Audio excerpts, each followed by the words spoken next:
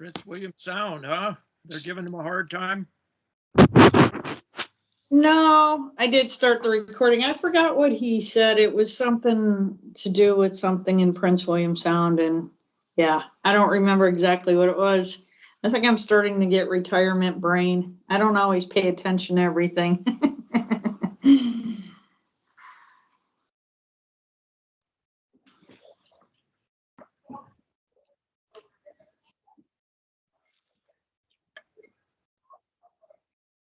Well, I'm showing 5:30, so let's call this meeting of the Kachemak Bay State Park Citizens Advisory Board to order. And Pam, if you like, I can call a roll. Yep, I'm going to let you go ahead and run with it, Robert. I got to go find an ink pen anyway. Okay. So for everybody's information, Sarah Baxter has retired from the CAB. She says her health issues are just making it impossible for her. So she has been on his board a long time, and we're going to miss her. So, all right, Kristen Dixon. Here. Thank you. Present. Sue Christensen. Here. Carol Harding.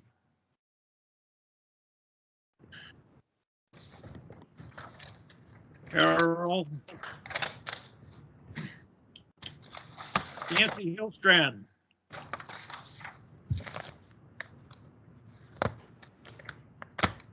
Curtis Jackson.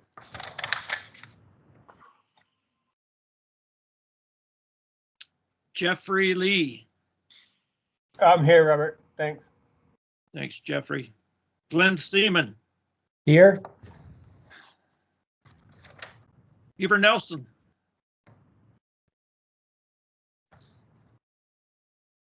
Aaron Peterson. I'm here, Robert. Thanks. Mark Romano.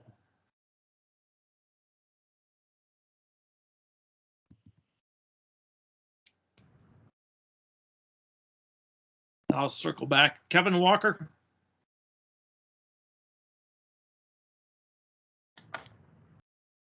Kevin. Louis Dupree. I'm here. Thanks, Louis. Darrell. I'm here.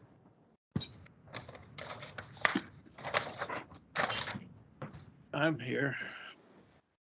Carol Harding.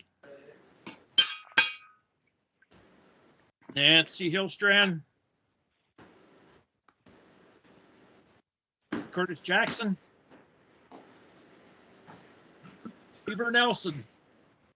I'm here. Thanks, Beaver. Mark Romano. I see you, but I can't hear you, Mark.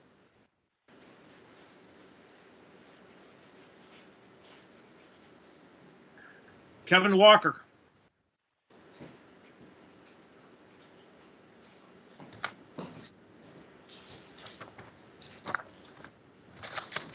That's 9 members present, so we have a quorum.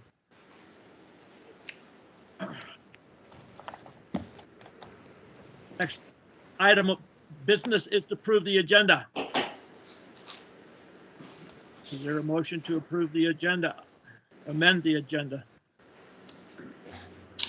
Hey, Robert, you just might want to mention that on the new agenda that I sent out on just the email had the addition under old business of bylaws. Okay.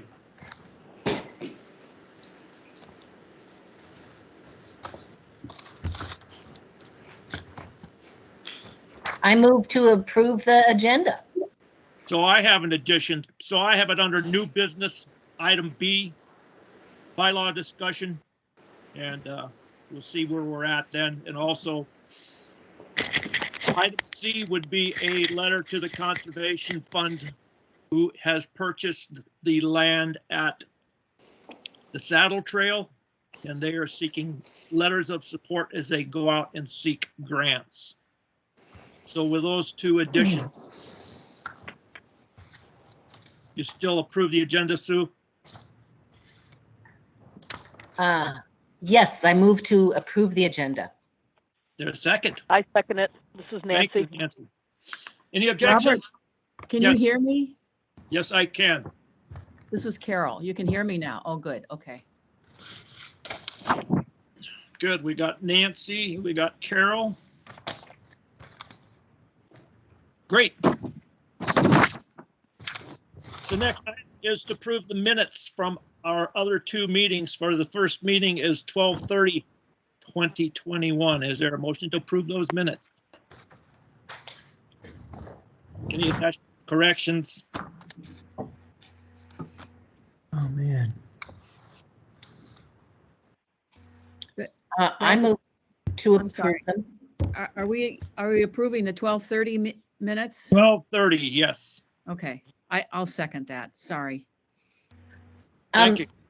Did Glenn, were you okay with the changes there? Yeah, that's fine. Great. Any objections? Hearing none, those minutes are approved. Now we'll go on to approve the minutes from our last meeting, which was January 12th, 2022. Robert, I have a few very minor additions. My name is not on the roster there. That was left off. And then the second edit is Dave Brand under water treatment reports is misspelled. It's BRANN. Right. So were you at our last meeting, Carol? Yes, I was, and you can tell in the minutes, the very next, I approved the minutes, so I was at the meeting. Okay. My name was just inadvertently left off.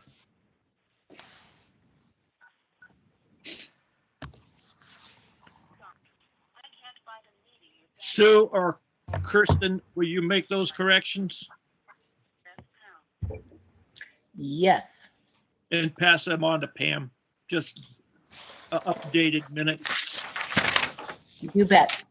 Okay. so Yeah, because as soon as I get those, then I will turn around and catch up on posting all of them online. I think I'm a couple behind right now.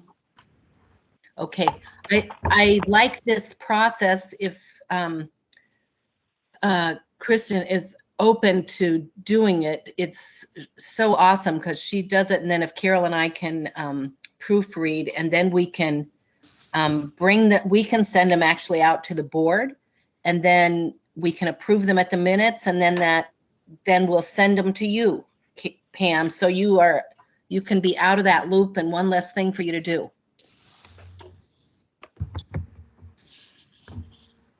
Is that sound okay? Does that work for you, Pam? Oops, sorry, got to unmute myself. Yep, that'll work fine. Okay, so we'll approve the draft minutes at our meeting and then send them to you, Pam, for distribution or whatever Yeah, and you this is, do with them. sorry, this is Kirsten. I couldn't find my mute button, but yes, happy to continue that process. It works well for me. Well, no, Thank you wait. so much. Maybe I misunderstood that. So she writes them, Sue and Carol look them over. Then once they're draft until they're approved at the meeting, and that's when I post them online. Right. And Okay. we will send them after they've been edited, either Carol or, we will send them to the board. So you don't have to send them initially, but once they're approved, after the board has approved them, then you'll get them. Oh, okay. I just usually add them into the announcement when I send out the board meeting. So either way, whatever works for you guys. Okay, well, that's a good point too. Yeah, great. The thing that I was worried about is sometimes they go out without getting corrected to, Fish and Game people or other folks. And so I think it's really important not to send them out to the big mailing until they've been approved by the board. The only reason I kind of disagree with that, Sue, is that way if Fish and Game or anybody had some corrections, they can also put forth their corrections if they need to before the minutes are approved at the final meeting. Okay, well, that's a good point. All right. Sorry, I really, however you guys want to do it, I'll just do what you need me to do. So the only thing I can say is that it works pretty good. The only thing that if we're going to try and get them to Pam before the meeting, we should try to get them as quick as we can after the meeting that the minutes are for. Don't give them to her 2 or 3 days before she wants to get them out. We can talk about that soon. Anyhow, let's move on. Let's see, did we approve the minutes? No, we did not, from with the 2 corrections. Dave Brand's name and Carol Harding on the list. So is there a motion to approve the minutes from January 12th, 2022? I move to approve them. Is there a second? I second that. Thank you. Any objections? Hearing none. Minutes with those 2 corrections are approved. Next, let's move on to public comments. Anybody from the public can speak. Please be polite and professional. You'll have 3 minutes. If you have a hand, please put your hand up and be recognized. Jeannie, you have your hand up. Welcome. Thank you, Robert. Because the bylaws were on the agenda, I just wanted to mention that I had found a misspelling, and I don't know if anybody has caught it, on Roman numeral 2 under membership, section A, at the last sentence in that paragraph says ex officio, it should be liaisons, it says liaisons. So just a little spelling area. Well, we don't want any, No. we don't, yeah. Thank you for that. And it's my Yeah, super. understanding that they have caught some typos on that, and this is not the exact finished document. So thank you for that. Anybody else? Anybody on the phones? Robert, I always worry about saying her name. Christian San Roman has her name up. Hand up. Her hand up. Okay, it's funny, I can't see it. Hi, Kristen, go ahead. Hi, thank you, Chair Archibald. I guess this falls under old business for House Bill 52. But first of all, I just wanted to recognize and thank Representative Vance for working towards a compromise with her new version of HB 52. I appreciate the reverter language in there, but overall, I would still say that this is a bill that park enthusiasts and conservationists cannot support. The lagoon is still losing its high level of protection, and by becoming general DNR land, it's opened up to CIAA to possibly further develop the land without restrictions from the state park. If they wanted to do things like dam the creek to get a better freshwater supply or trench out the mouth of the lagoon for better boat access, would anyone be able to prevent that since it's not protected land anymore? The hatchery also has effects on the state park outside of the lagoon, and it would be impossible to say that the effects of the operation will be confined to the 123 acres because the fish release do not care about park boundaries. I just ask that you members of the CAB think about what is most beneficial to the state park. You know, is it a problematic hatchery or our beautiful lagoon? If we oppose HB 52, then the park will keep the lagoon and gain access to its structures to turn into group camp. The ILMA clearly states that Fish and Game and DNR can make arrangements to retain its structures and that they don't have to be removed, which would be super awesome for the park to use as recreational cabins or as a site for school groups to meet or other educational purposes. This would be a very, very valuable addition to the park. So even though the language of the bill has changed, I ask that you folks still uphold your resolution. You know, as members of the CAB, the best interests of the park must come first, and securing the lagoon once and for all would definitely be a great benefit to the park. And in addition to still upholding your resolution, I would ask that you members and anybody listening would maybe take the time to submit testimony to the House Resources Committee where HB 52 is being heard. You know, you could email in your testimonies or call in and speak this Friday at 1 p.m. If you call the Homer Legislative Office, they would definitely be able to provide more information on how to testify and, you know, really make a difference of how this bill turns out. Thank you guys for all you do on this board, and especially over the past few months dealing with this issue in particular. I think everyone's pretty tired of talking about HB 52, but this is a real big one. So thanks again for all your efforts. Thank you. Anybody else from the public? Penelope Haas. Hello, CAB board. Can you hear me? Sure can.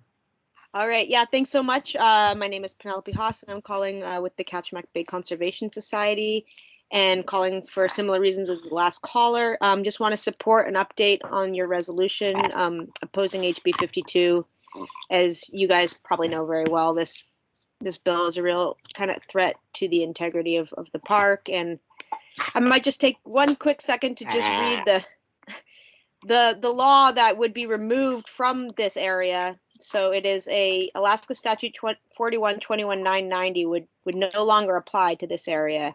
So that means this area would no longer be part of, quote, a relatively spacious area of outstanding natural significance where major values are in their natural geological, faunal, or floral characteristics, the purpose of which is directed primarily towards the preservation of its outstanding natural features, and where development is minimal and only for the purpose of making the areas available for public enjoyment. It goes on, but just want to remind you that that language would no longer apply to that lagoon and the 124 acres surrounding, including the land around it. And that would allow for all kinds of possible developments, as the last caller suggested. And even with the reverter language, there's a lot that can happen in a short amount of time. And we just don't want to, we at the Conservation Society don't feel like this is a bill that helps the park in any way. And we don't feel like the hatchery helps the park in any way. And we believe that the hatchery will be better off in another location. Thank you very much for your time on this issue. Thank you. Anybody else? I see a hand up by number 17, but I don't know who number 17 is.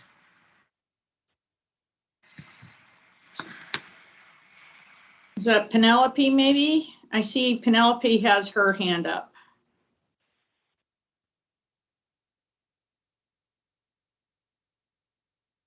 I think she's on mute.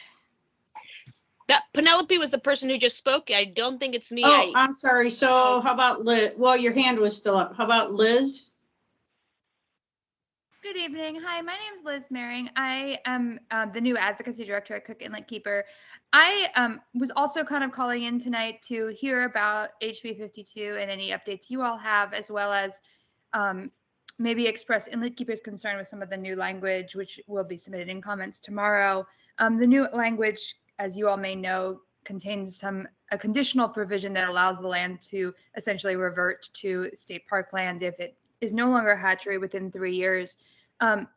However, it's very unclear on why 3 years was picked. It's also very unclear to me on how that land would be protected.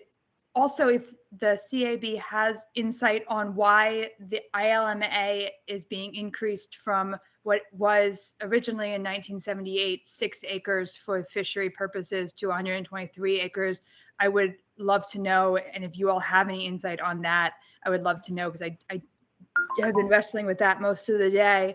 But essentially, DNR would then have the authority to approve any development on those 123 acres that don't have to be consistent with the park, even if it was to revert. And while that contract may have provisions in it to provide remediation in case of closure of the hatchery, ultimately, if the hatchery or whatever commercial business was operating at the time is bankrupt, it wouldn't matter. The state would still be left holding the bag. So those are Inlet Keeper's concerns about this provision. And I just would, if the CIB has any information about some of these things, such as why this is increased from 6 acres to 123 acres, I would love to hear it. Thank you all for your work on this issue. I know it's very important to many of you and a lot of our community. Thank you again. Thank you, Liz, and maybe we'll discuss that later on our agenda. Jason, did you have something? I was just going to refer to the difference in size of the parcels, and that's just due to the adding of the lagoon water body itself. Understood. Anybody else? Liz, did you have something further? Can I ask a follow-up question then? And maybe I should just call Jason tomorrow.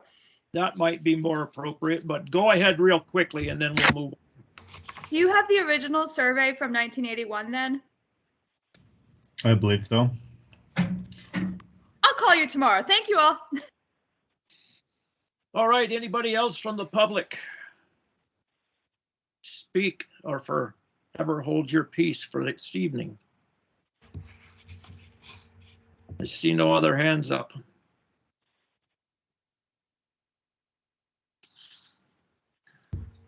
All right, let's move on then. Item 6 was a visitor, Kui Walker. I do not believe she's with us tonight. She is rescheduled for our April meeting. Unless she's here. All right, moving on to item 7, State Parks Report. And I see Jack Blackwell is back with us. So welcome, Jack.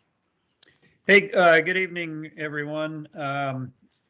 Just real quick, one item to report. We currently are open for accepting applications for our positions on the advisory board. We had one resignation here this last week. Sarah has resigned, and her position was set to her term would expire in June of 23, but that's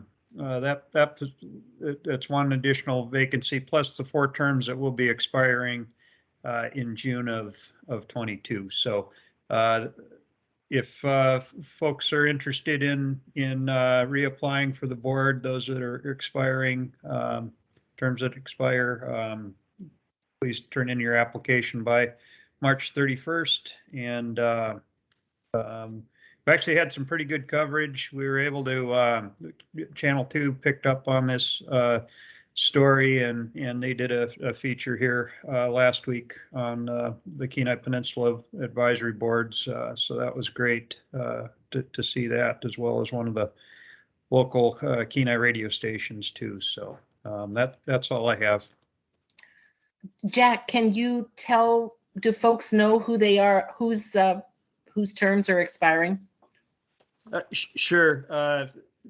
Of course, Sarah Baxter's term that expires June of 23, and then Aaron Peterson, Carol Harding, Kirsten Dixon, and Mark Romano are the other 4 that expire in June of 23. Or correction, June of 22 this summer. And applications are online and they can reapply? Yes, you can find them on the Parks website. Great. And I believe I sent out an email that had that information on it last week. Good. And if you've lost it, you can always email me because I have the blank in my computer. So any other questions for Jack? I must say I saw the late news and there you were expounding upon state parks, Jack. Well done. Hey, thanks a lot. I was real happy to see that they picked up on it. So hopefully we cast a wide net here with this one. So thanks. You bet. Next is ops report from Jason Oakley.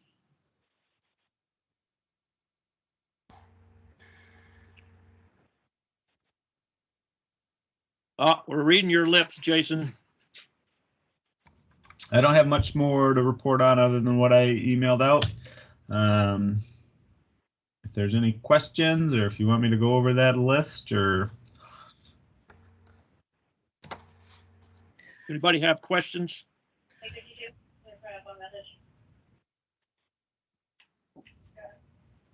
I've got one, just wondering what it said you've been working on the the Western Reserve, the bird network, and I just wonder what you're doing and what you're finding. So more or less right now I'm just trying to get in touch with Mike Geets. Am I saying his name right? Anyway, so this came up under, I believe, Director Ellis, the desire to have this designation for the park. And I think at the time the park said, no, we don't want this designation for fear that it's going to hinder future development should we want it. And so diving deeper into that of what restrictions could be put on park lands and its development should this designation fall on the park. While Western Hemisphere doesn't have anything that says this landowner shall not do this and you cannot do this and you cannot do that, it's more or less following the guidelines of best management practices. So if there's a variety of different species that use the park in ideal shorebird habitat, and I can think of Glacier Spit as one of those places. And so if we were to go best management practices on Glacier Spit, we wouldn't want people to have their dogs off of leashes. We wouldn't want people to camp there.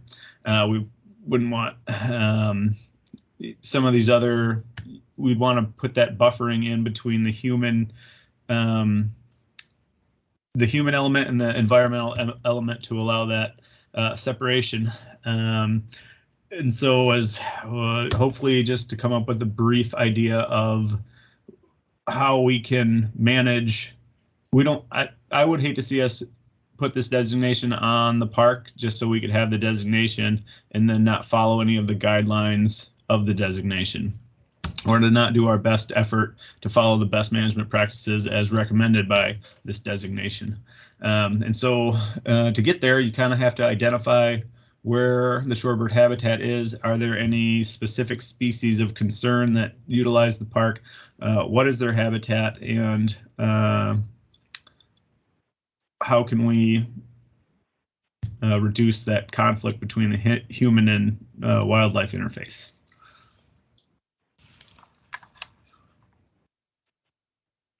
That answer your question, Sue? I would just say, what are the next steps then? Would identify if there's any species of concern. Not to say species of concern specifically are more entitled to better protection, but just to know that and to know whether or not we have areas that we should not have the public recreating at, or boats landing, or campsites, or whatever. And then to identify what the best management practices are for individual species. Not all shorebirds are specific towards the shorefront, where we've got year-round shorebirds, we've got migratory ones, we've got where are their nest sites, where are they likely to nest, and does that interfere with future development plans? If you looked at the draft management plan where we plan on putting trails and trailheads, where does that interface with the wildlife?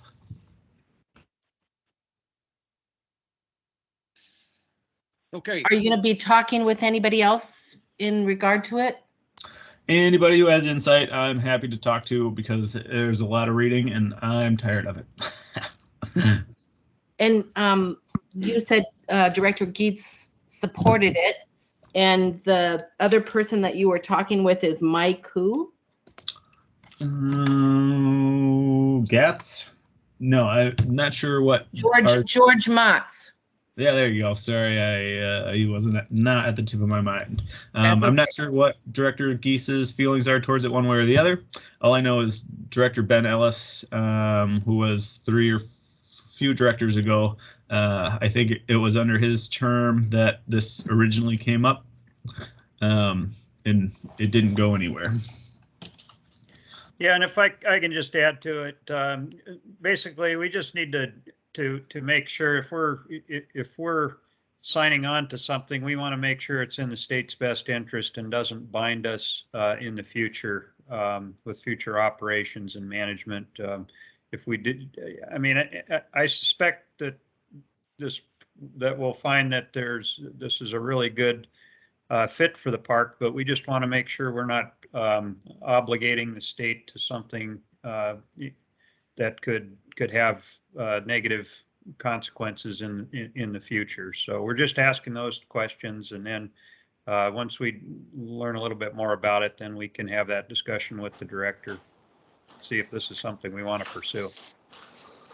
I can visualize just some interpretive signs, maybe at Glacier Spit, that could just, during that breeding time, make people conscientious. I'd be, and still fit that criteria. But thanks, Jason, for doing that. Louis Dupree. Yeah, I'd like to ask Jason, could you have a question, but first, could you refresh me on the rules for the personal watercraft in the park? Not authorized. They're not authorized, Louis. So, so if that's the case, then if the Tucker Lagoon gets taken out of the park, then people can take personal watercrafts into Tucker Lagoon. Is that correct? No, not unless they put them on their boat, drove the boat over there, and unloaded them. Okay. All right. I just wanted to be clear on that. Thank you. Let's see, is that Mark Romano? Yeah, thank you, Robert. Just a quick point, following up on Sue's comment, and just to let Jack know, there are several species that are species of concern for the U.S. Fish and Wildlife Service, species of shorebird that use Kachemak Bay, including the Pribilof subspecies of rock sandpiper. So yeah, I can understand the concern and wanting to do this right, because yeah, certainly if you're going to follow best management practices for some of these species, it's going to take a little bit of doing. And I would suggest talking with Fish and Wildlife Service and also U.S. Geological Survey researchers who are doing work on the shorebirds of Kachemak Bay and Lower Cook Inlet. And I can, of course, Jack, put you in touch with those folks. So just hit me up. Hey, thanks, Mark. Any further questions?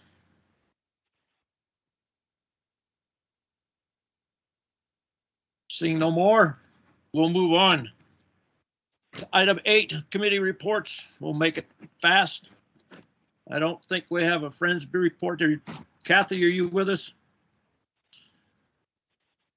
I don't think she was going to make it, but I will tell you that for the first time that I know of, Friends ended the year with a budget over $40,000. So we had a great year for raising funds last year, and we're looking forward to really doing some benefit to the park in the coming years. So I don't think Dave Brand's with us either with the water trail.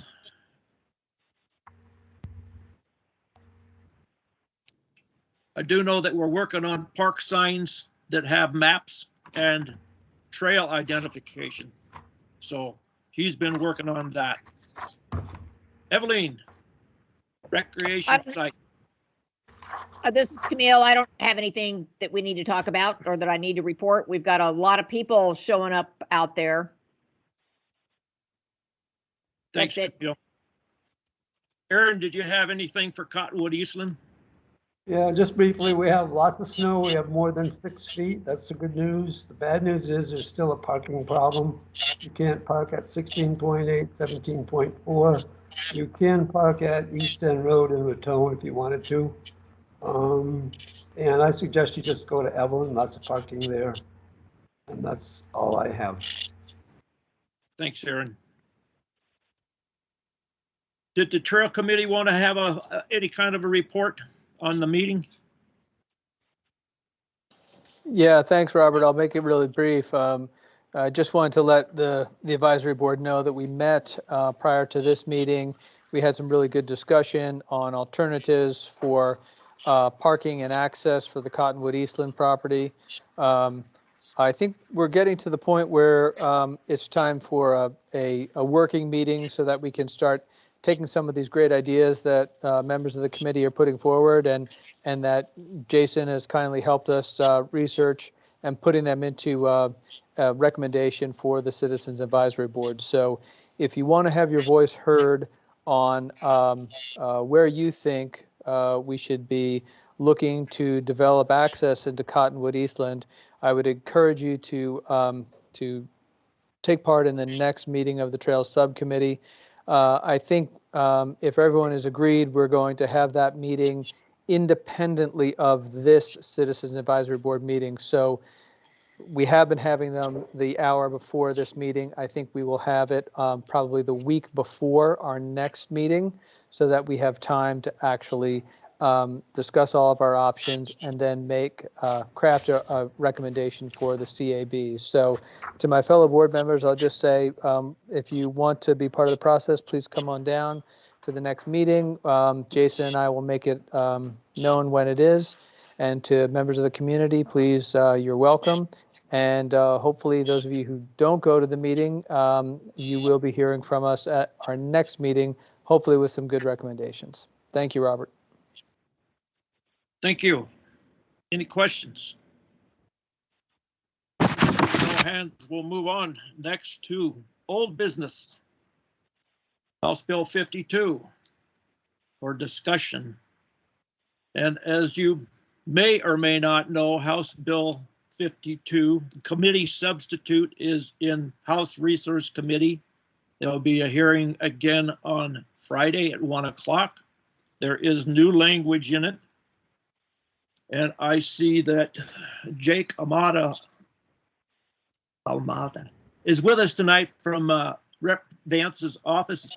Jake, did you want to speak to the new language in the bill? Hey, Robert, 1 sec. About to have my boss hop in on her end and she will give an update. Thank you.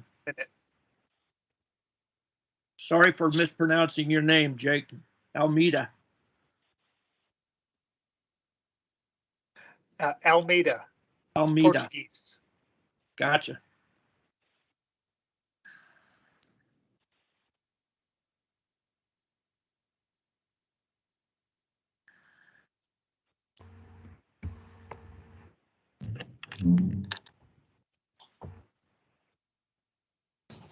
Good evening, Representatives.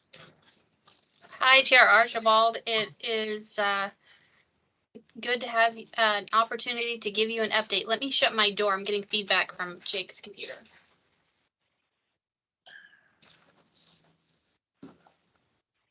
Okay, as most of you know, we had a bill hearing in House Resources Committee and adopted a committee substitute with language that included recommendations that came from directly from these meetings and specifically from Chair Archibald to safeguard the parklands.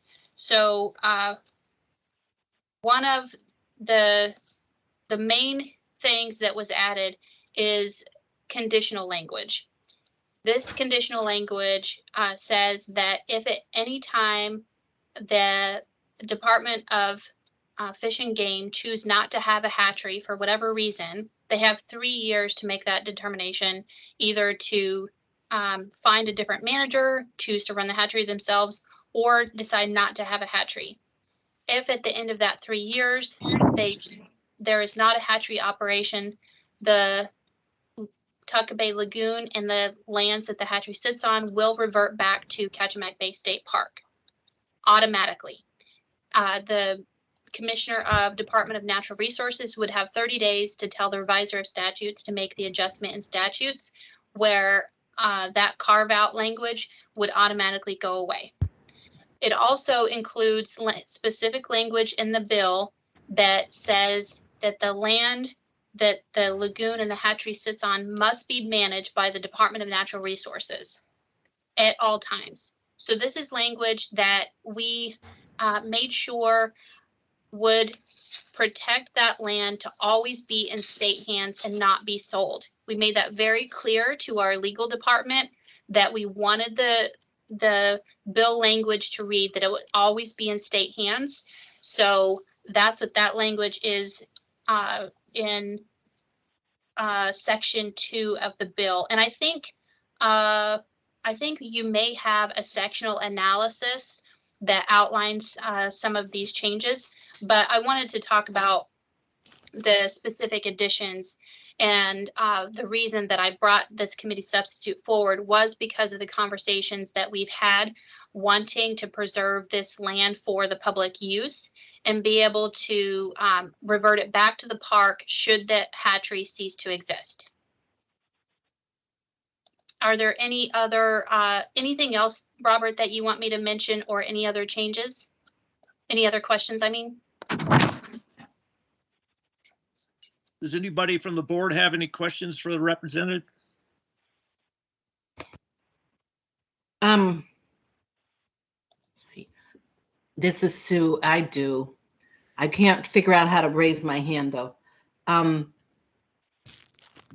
I wondered two things, Sarah and Jake, thank you both so much for being here. Just to get some clarification on the IMLA, it says that the buildings don't have to be removed, and that you could, if this bill didn't go through, or if the hatchery was to leave in 31, that the buildings could remain and that they could be negotiated in terms of, what Fish and Game needed and what the park could use. So I'm wondering where you get the other information that says that the buildings have to be removed. That's one question. And the other question is, without the state park protection, I think Liz from Cook Inlet Keeper in her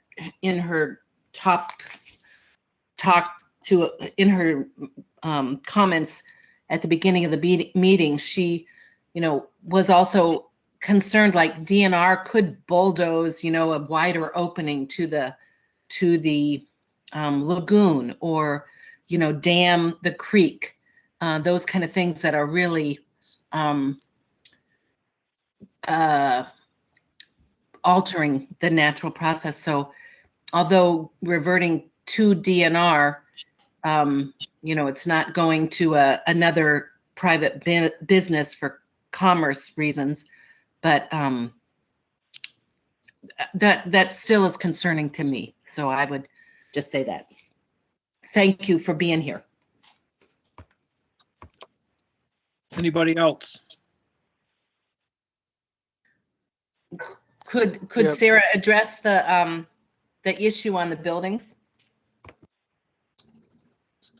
I think the question was about the reclamation, Rep Vance, and there's two different versions of that. One is Fish and Game would have to completely remove everything, and then in the ILMA there is reference to a negotiated cleanup of that area. Yes, I can speak to that, and then Jake can speak to the second concern. So in the agreement, and I've spoken with both the Commissioner of Fish and Game and Commissioner Feige of DNR. The first agreement is that the Department of Fish and Game must remove all of the facilities and return the land to its natural state. There is another provision that says that they could have an agreement with DNR to make some other arrangement. And speaking with the Commissioner of Fish and Game, their intent is to honor the first agreement that says they have to return the land to its natural state. That is their intent. Commissioner Feige has requested that the Commissioner of Fish and Game provide an exit strategy. How much would it cost? What would it be involved if at some point in the future the buildings were to be removed, or how much the resale value of that facility would be? And since it's owned by Fish and Game, then it would have to be an expense from them, or be sold and the revenue go to that department. So it's not simply that it's a state owned, it's owned by the Department of Fish and Game. Their first obligation is to remove it, but it would have to take more further action to have another agreement. So it's not automatically that they would just figure out an arrangement to do with the buildings. Their intent is that they would return the land back to its natural state. But again, that's not on the forefront of their mind, but I don't want to be speaking for those departments. This is just the conversations that I've had with them trying to seek understanding because of the questions that you've posed. And then on the other question about DNR and the ILMLAs, Jake can speak directly to that. Hey, Sue, just appreciate the question. Just like the previous question, though, this is kind of a department-related question.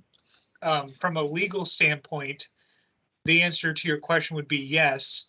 When legislatively designated lands is converted to general use lands, there is a difference in protection in that. But the thing to keep in mind is that the current ILMA that's in existence between DNR and Fish and Game, that would still apply because that doesn't expire, for the agreement for the hatchery in its current operations doesn't expire for 11 years. So if this bill were to pass, it is extremely unlikely.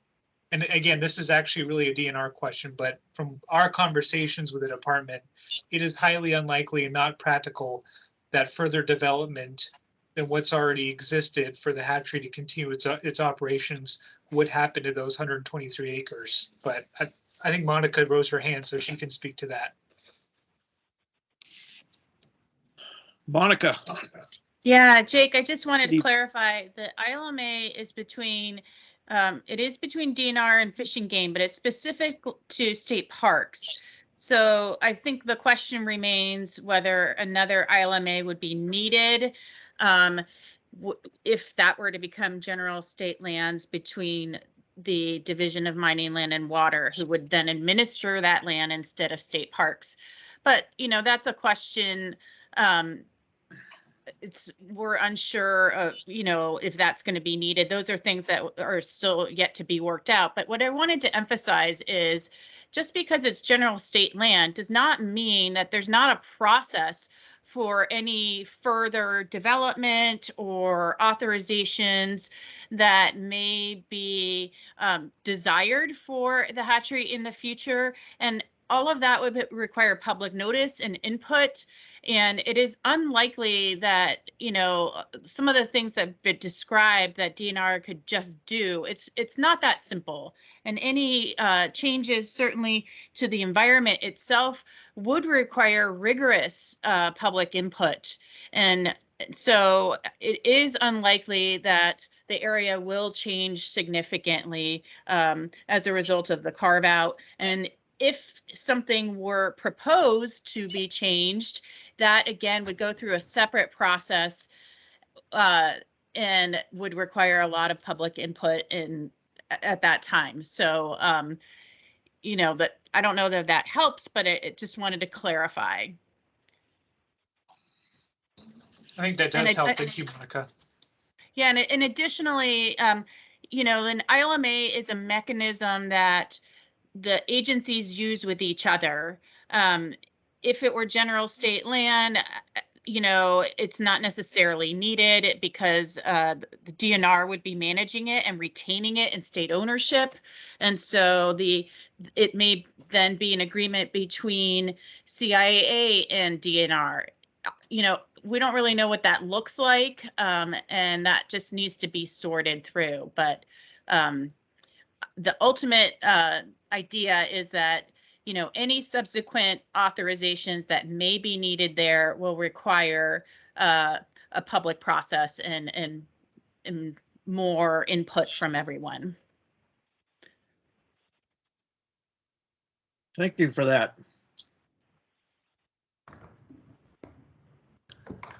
This is Glenn. Louis, Louis' hand up, and then Glenn. I'd just like to thank Representative Vance for adding this new language. It makes me feel like that she does listen to us as a board, and I appreciate that.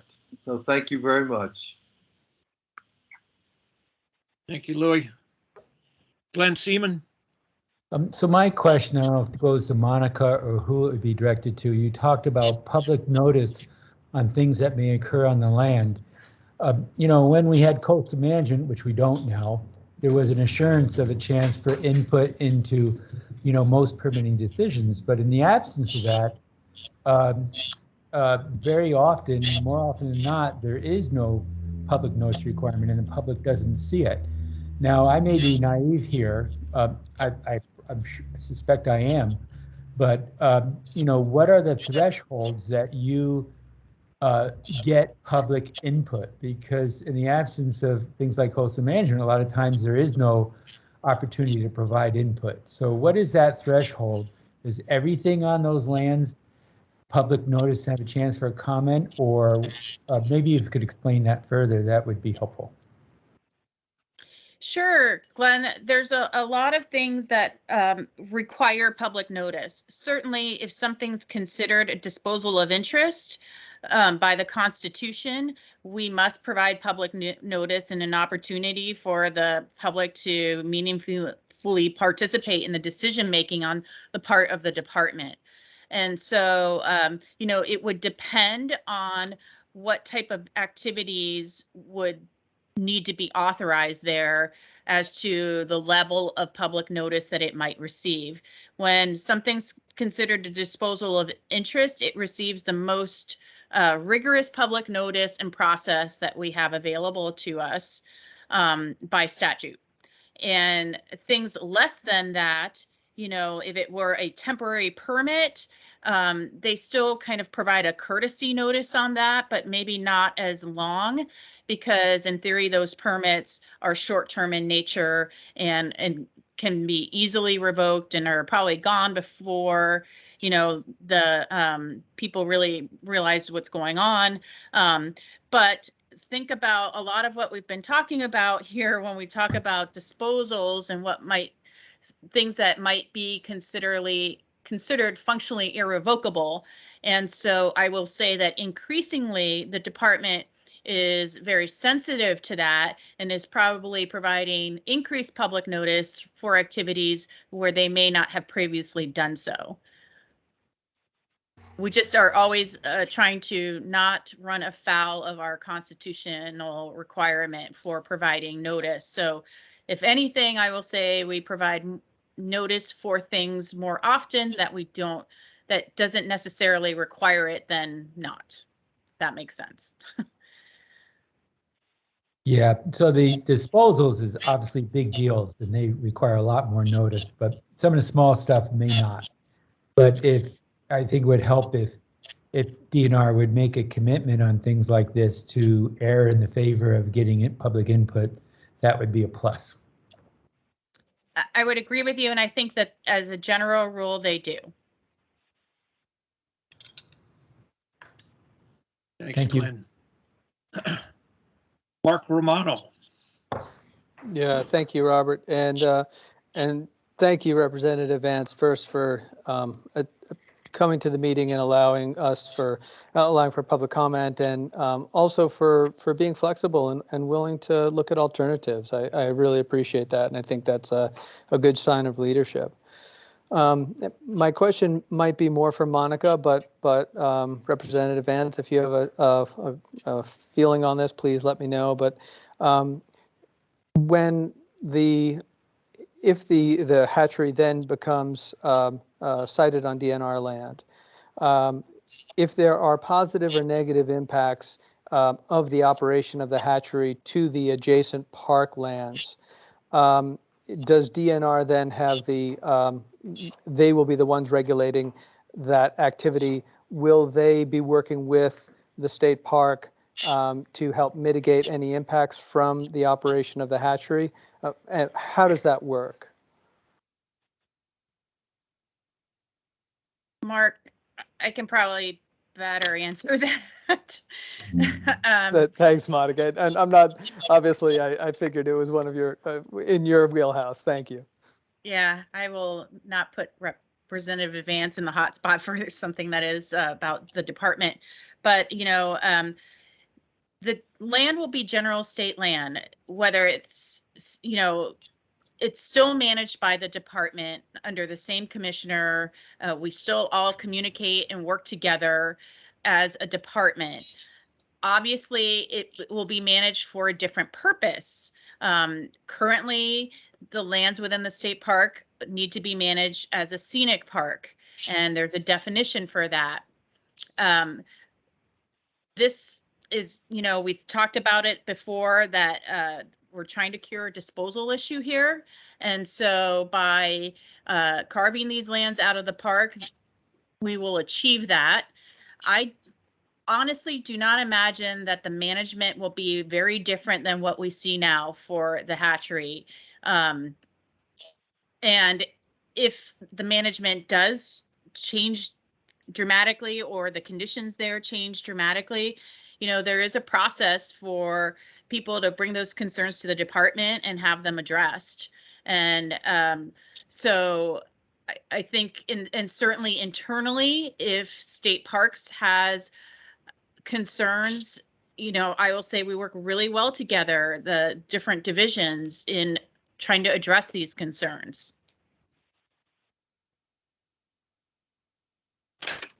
Thank you, Monica. Yep. Thanks, Mark. Anybody else? Glenn, did you have something further?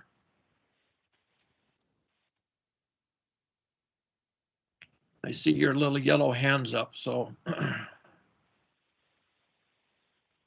So I have a question on the 3 years that it takes if a hatchery becomes unoperationable. It seemed, I know there's the thing about the cost recovery to try and recoup money to carry on with a Cook Inlet Aquaculture or whoever the nonprofit might be, but do they have any justification for 3 years? It seems like a rather long time. Thank you, Chair Archibald. I asked that question of the Department of Fish and Game of a reasonable amount of time to be able to make that consideration, and that that recommendation came from the department. I didn't want it to be too short because a year goes by very quickly, and I didn't want it to be too long. So 3 years seemed to be a happy medium to be able to determine if one instance that I was thinking of is if they needed time to renew a lease with the current managers. The second situation that I thought of is if they wanted to find a new manager. And the third situation that I thought of was if they wanted to assess whether or not to continue a hatchery there at all. And 3 years is time to be able to work through our slow moving processes to be able to make a sound decision. 1 year is too short. 5 years, for instance, is too long. And that 3 year number was approved by the department as a reasonable amount of time to be able to make a good decision. Thank you for that. And follow up on that is, does Fish and Game have the discretion to use that facility for anything other than a fish hatchery? Can they get into mariculture, or can they do anything they want with that facility? The way that we have the bill written is that it is the Tuckabay Lagoon hatchery. That is how it is in the bill, and that will be what's prescribed. As far as any other wiggle room, it is unclear to me legally if that's permissible, because we were just wanting to continue what we have now. Any other change in operations will have to go through the same public and permitting process as Monica talked about. It's not something that they can just haphazardly do, but we did say that if they cease having a hatchery, then the land will be reverted back to the park. Thank you for that. I must say that looking at the bill and the legalese in the final sections of that, I had to read that 3 or 4 times and then get a little help on that. So it does take a little understanding of exactly what that language means, and it does revert back into the park. Yes, and I am so glad that we have an attorney that writes these things, because I asked him several times the same question. And, just so everyone on the board knows that you and I had this conversation, that the first draft that our legal department gave, I went back to him and said, I want to make sure that this land cannot be sold in that time frame. And he went back and rewrote and clarified some areas of that statute to make sure that it was going to be managed by the department and that it would be safeguarded at your request, at this board's request, wanting to do that. And I made sure that after we got the final draft that was adopted, before I introduced it, I also sent it over to DNR and I said, I want your interpretation of this to make sure that what my intent is being communicated. And Commissioner Feige said, yes, this looks great. We like it. Commissioner of Department of Fish and Game, Doug Vincent Lang, he supported it as well. So it is being interpreted with what our intent is. And you know, our attorneys write it according to the statute, and sometimes it's not in plain language. So I completely understand where you're coming from. Legal ease, yeah.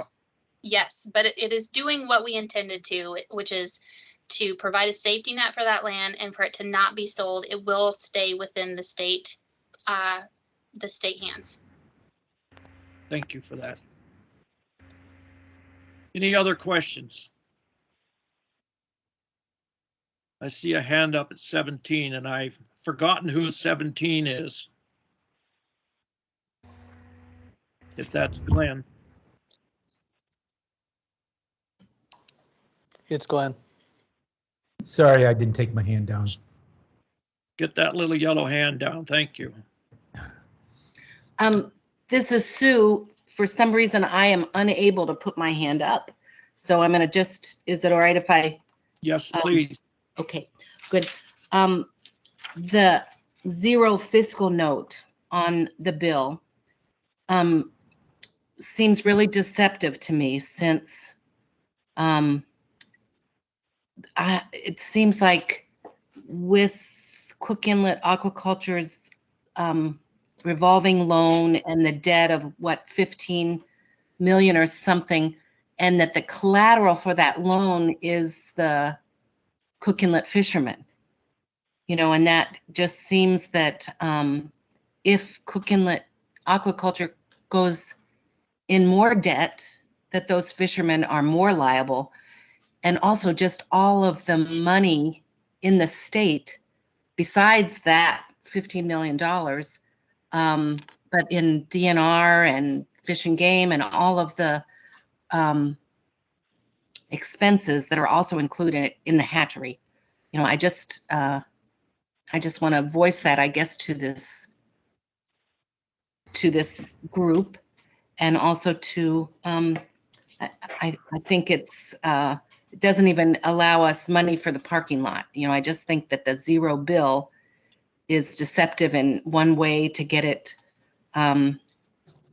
passed, and also the deception of the China Poot dip net fishery, that there's no way that if the park doesn't get cut out, that the China Poot won't continue, when they could easily get a permit to put lensing bags out, and that seems like a ploy. And I guess I don't really appreciate it, and I don't think it's a good way to get things accomplished. And I guess I hope it does not pass.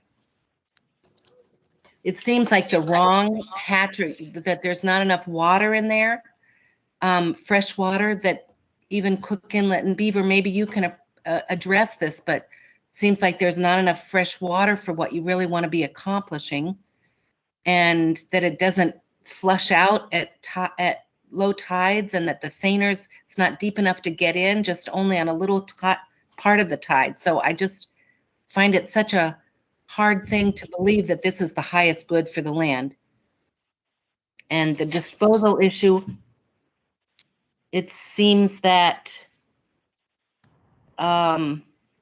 it's got to be some really big illegal thing that we're trying to cover up here that nobody really understands. Thank you, Sue.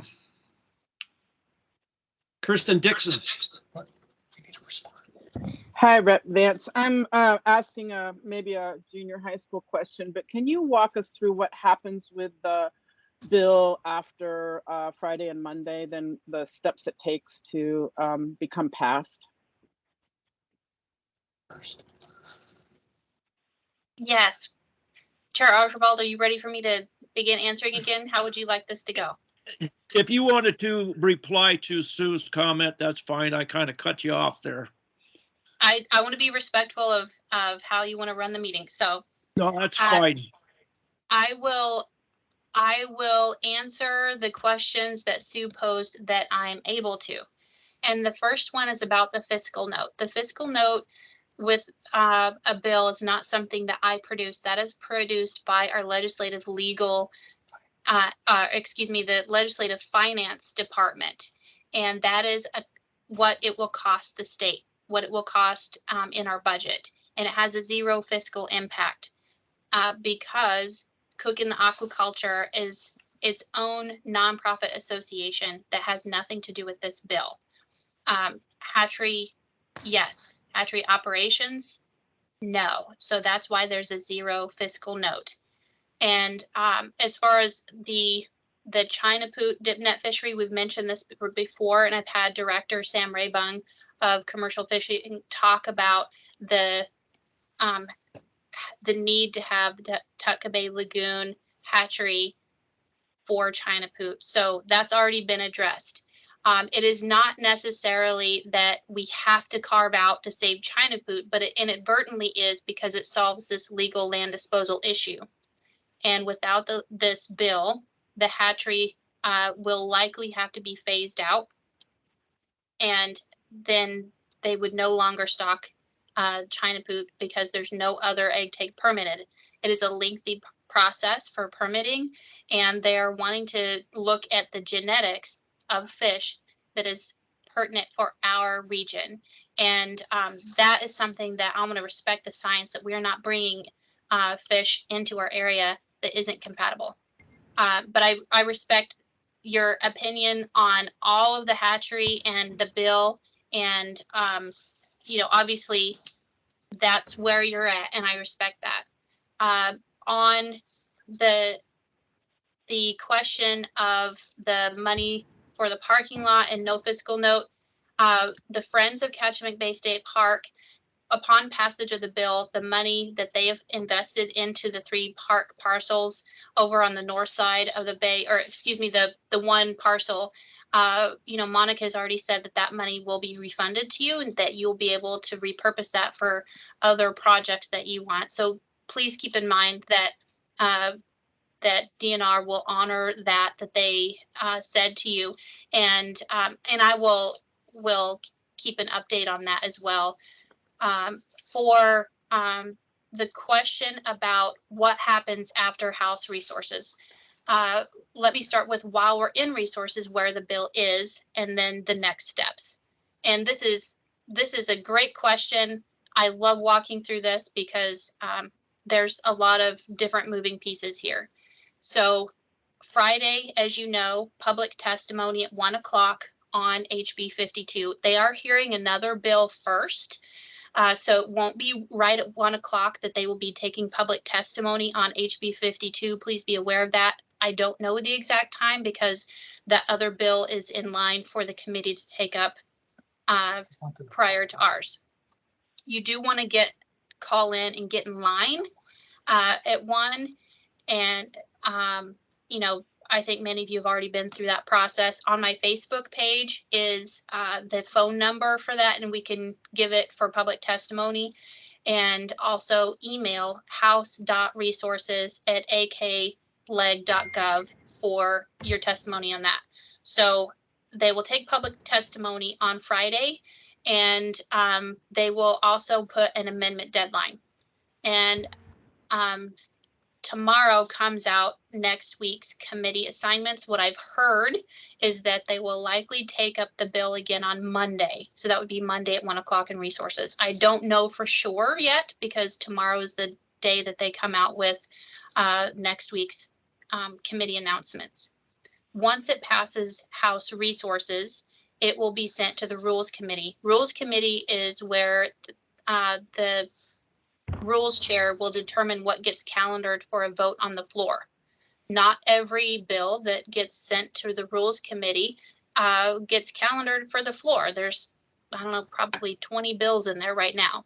What my job is that I have to go around and get support from members showing that I have the votes for passage on the House floor. And so there's more of that. Once it passes the House, it's sent over to the Senate where they assign it to committees there, and it goes through the same process. So there's still a lot of work to do on this bill, but I've continued to engage the departments. I've been trying to keep you up to date and through Chair Archibald about the changes and trying to keep the public engaged on this whole process. I'm pleased that we have this committee substitute adopted that really protects these lands for the future, that you've requested, and being able to get more of the answers, the questions answered. But that's where we're at in the process right now.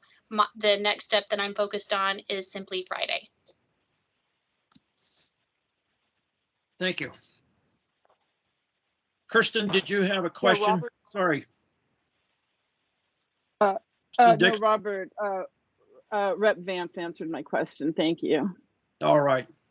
I was getting a little too fast for my brain. Anybody else? Glenn Seaman. Yes, I have a follow-up question.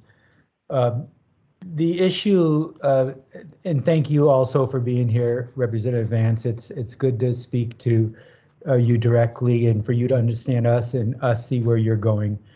But I'll be forthright on my background. Doesn't make me an expert, but I did have a 27-year career with Fish and Game, most of which was as a habitat biologist. And I also got involved a lot in research and education. I helped develop the research reserve and was the first manager before retiring from Fish and Game. And so I have a sense of a lot of the biological issues. And when I commented on the DNR plan, I wasn't part of the board at that time. And I did some research and talked to some of the biologists to see what we knew or did not know in terms of what the Bay could handle and what was known. And as best I was able to determine, what a lot of things sometimes the department does, they'll do it if there isn't proof that there's impact, but they don't always be proactive to find out what would be the impact of this hatchery or other things. I've learned from discussions on this board and things leading up to where we are today, that at one time, the Tutka Bay hatchery was talking about, I may have the numbers wrong, but they were talking about 10 million fish, and eventually they were talking about 100 million fish being pink salmon fry being put into the bay. I've heard a lot from this group. A lot of people have concerns because of potential habitat impacts on the resources itself, as well as the other indigenous natural occurring animals that are here. It would be really nice if the Department of Fish and Game and others would really come forth and recognize this is an issue that the public cares about and take some proactive action. I think I've mentioned, if I didn't, I meant to, in one of the previous meetings, is that we are very fortunate in this bay to have the Department of Fish and Game, NOAA, the Consistent Bay Lab, the Research Reserve, all with a lot of expertise and interest in helping. And so in this process, maybe it's not related to this bill, but where you and others can encourage the department and others to bring this on the table and try to work together. It would be really nice on the fiscal note if Fish and Game could commit something to it as a seed and then work with others to get grants to really look at this issue. I think it would allay some people's fears and give us more information to make intelligent management decisions. So anything you can do on that or take that into account, if not during this process, after this process, to have something done on that. Thank you. Thank you, Glenn. Do you mind, Chair Archibald, if I respond to that? No, please. I appreciate that. I want a sustainable, I want a healthy bay, and I want it to sustain and be as beautiful and pristine for my children's future as it has been for all of us to enjoy. I truly want that. I mean, Homer's my home, and I've seen the changes in the fishery, that I didn't think that I would see so quickly. So, what being proactive in doing is finding areas that we can support salmon research. There is, as many of you know, a multi-year study going on of the impacts of hatchery and wild stocks to see how they're affecting each other and the straying. So that's something that we're still waiting for the impacts on. I am in the process of writing a resolution that supports Senator Sullivan and Murkowski's bill that is a resolution for a salmon research task force. That's a multi-step process that they're taking to get more federal money for Alaska salmon research. And this may be one area that we could, once that ball is rolling, say we have a specific need to see the impacts into our bay because of the changes that many of you talk about. So that's some of the proactive things that I'm doing. Obviously, everyone's well aware that in the state, our resources for fish and game has been reduced dramatically, and really most of the departments have seen a lot of cuts. So getting additional research right now is a challenge. But I'm working on getting federal partnership to be able to have specific Alaska salmon research and funding so that we can get more answers to this, because that's what our managers don't have is solution. They don't have the data to help make these management decisions, as you pointed out. And I'm very much behind that so that we can know what's going on with our wild stock, our hatcheries, and help support the industry and our ecosystem, because we can't think that we are going to have a strong fishing community without a sustainable environment for them. And I think that that is something that works well together, that most of us care about. We want it all. And I think it's possible if we're responsible and wise stewards. So I just want to put that out there. I've been working on finding someone to help me write that salmon resolution in support of the congressional legislation, because they see that the need for it on a broader scale, but it does affect our area, and that could be something that we have in mind for the future. So I hope that kind of answers your question. Well, it is helpful, and thank you very much. I'm glad to hear you have that intent. But as you talk to the Commissioner of Fish and Game and other people, let them know directly that there is local concern about these impacts in the bay. And that's part of the reluctance that people are in keeping what we have today, or even having it growing. So every opportunity you get, I'd encourage you to drive that point home. Thank you. Thank you, Glenn. Anybody else? Yeah, Robert. Go ahead, Nancy. Yeah, this is Nancy. Yeah, I just got knocked off, so I'm not sure exactly what was said there. But the issue in Kachemak Bay is not salmon. The issue in Kachemak Bay is shellfish. This was a shrimp spawning concentration area, crab reproductive concentration area, herring spawning concentration area, and a clam spawning concentration area. And so this what is needed here is the trophic status of these species and what they eat, because when you release pink salmon on them, they're eating the same foods.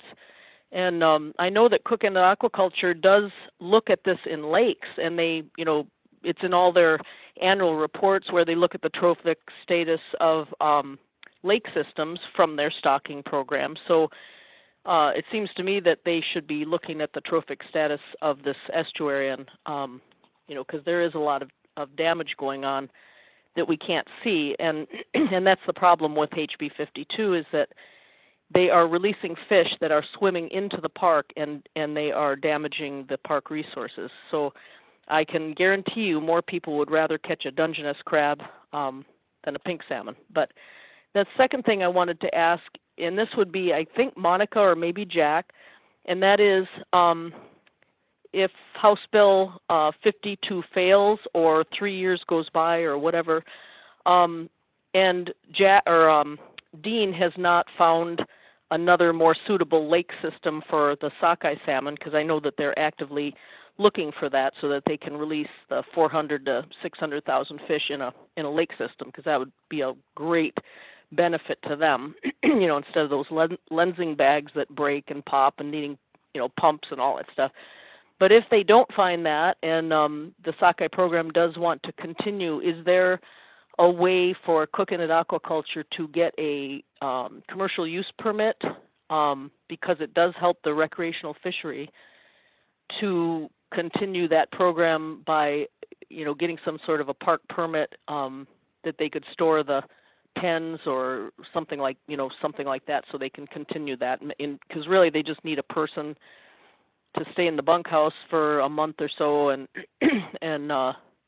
it's not that big of a deal, but a little electricity that they could pay for. They could even pay for the bunkhouse probably, but is that possible? So Nancy, just to clarify, are you in the event that the hatchery is no longer operating at the site, if DNR Parks would could permit the sockeye personal use fishery and enhancements? Is that the question, if I understand you correctly? Yeah, and it would be for commercial also, because the guys, they get some benefit from that, the very few seiners, but there is some, a sockeye fishery that's going on.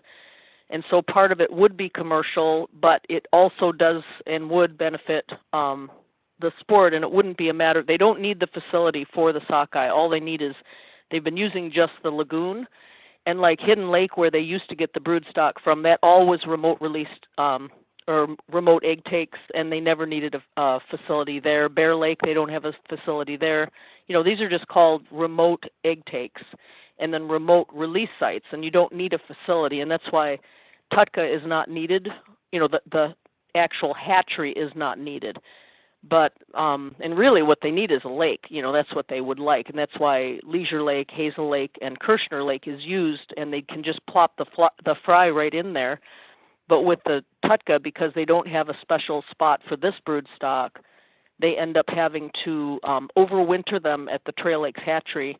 And that's, to me, because I was a sockeye culturist, there with Department of Fish and Game, and to me, the faster you get them out of the hatchery, the better, because of IHN, because of the disease problem. And so I was just thinking, if after, until they can find another a lake system, a freshwater lake system, they do have to overwinter them at the Trail Lakes hatchery, and then they bring them to the lagoon, and then they have to put them in a kiddie pool type of thing, where they have to pump water into it, and it's very expensive and very, it's just kind of, it's elaborate compared to just putting them in a lake. And so I'm wondering if there's any way the park can accommodate that, because that seems to be, the pink salmon hatchery really isn't making any money for Cook Inlet Aquaculture. In fact, it's draining their, they're losing probably $600,000 to $800,000 a year. So if they got rid of that, they'd save money, but they could then consolidate and still continue that sockeye program if they could get a commercial use permit from the park. And maybe I can talk with you about this later. I'm just thinking, so we can think ahead on this, and I wondered if that would still, since the hatchery facility would no longer be needed for a commercial use, would they still be able to use the lagoon? So I guess that's the question. Do you know? Yeah, I think there's a lot of variables with that, but to try to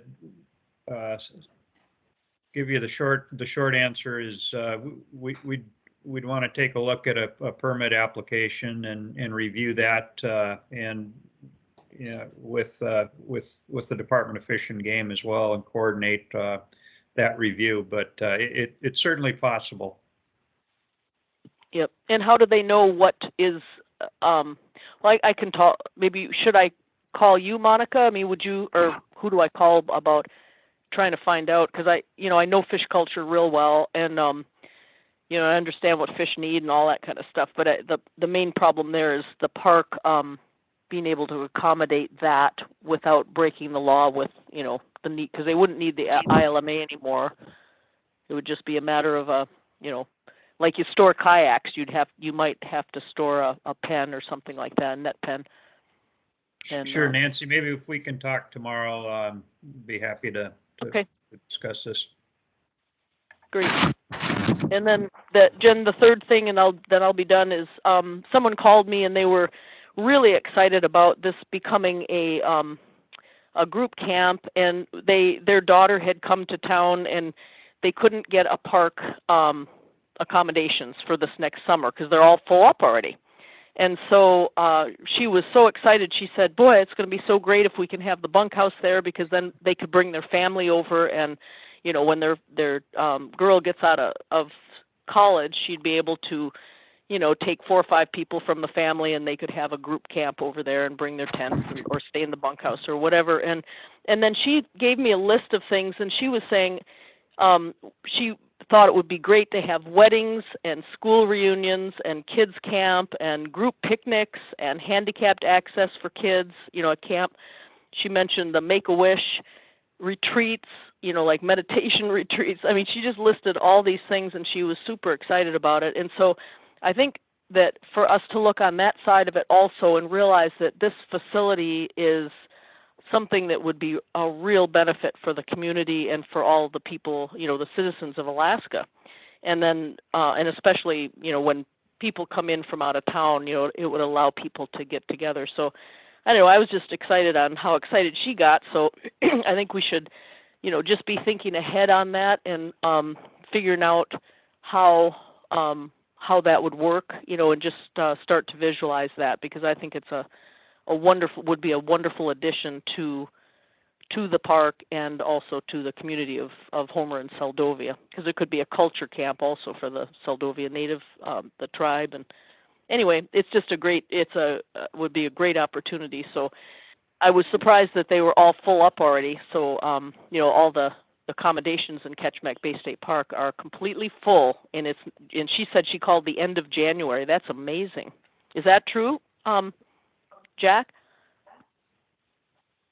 It's, I wouldn't be surprised to see, I mean, those cabins fill up pretty quickly. The reservations pretty, we know there's significant and high demand. So, they may also try the yurt rental company too. That's another option. Right. Yeah, she said those were full, at least on the days that she was wanting, because she was trying to, so anyway.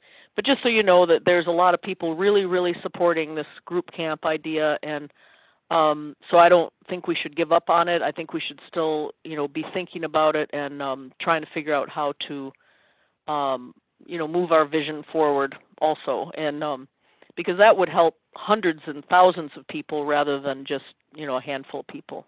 It'd be a highest and best use. Thank you very much.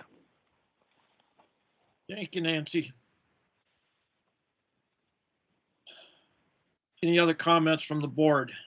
I see, Sue, you have your hand up, but I was going to give anybody else a chance to say anything.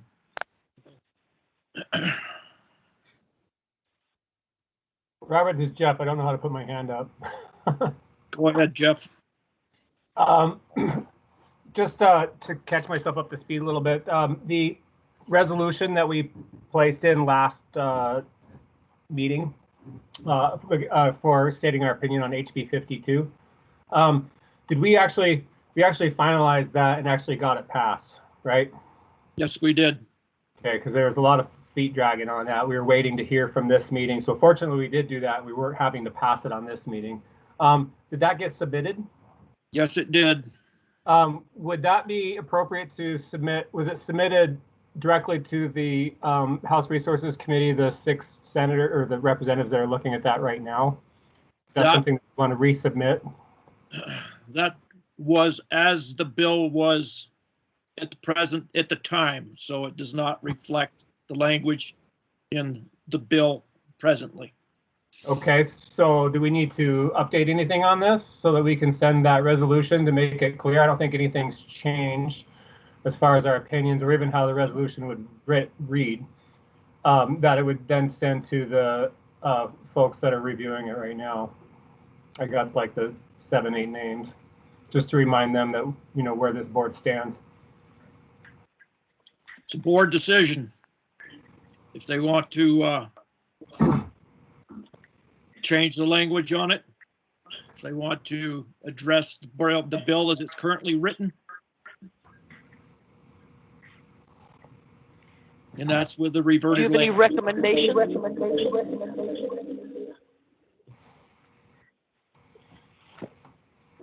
Board decision. So what exactly is the decision then we have to make here? It's, can you line that out for me? So somebody's got more things on than I care to think about.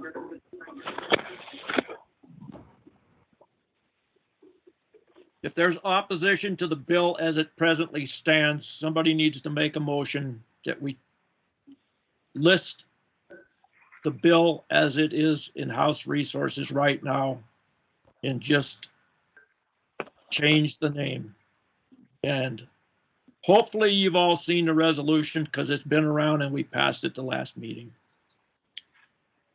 Okay, so if I understand that right, then I haven't seen anything in the new version that would change what we'd written, and we could just update that last resolution to fit this current version and send it in again. I make a motion for that. Is that correct? Yes. I second that. And for the record, I can read that resolution. Hey, Robert, can I speak? Go ahead, Beaver.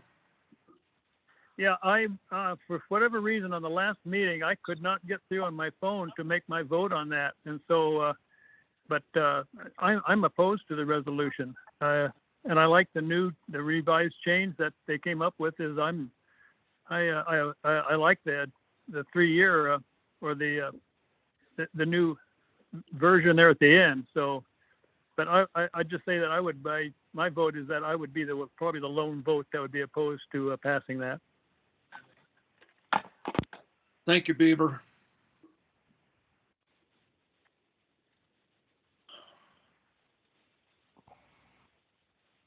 Could you read it, Robert? Yeah, stand by.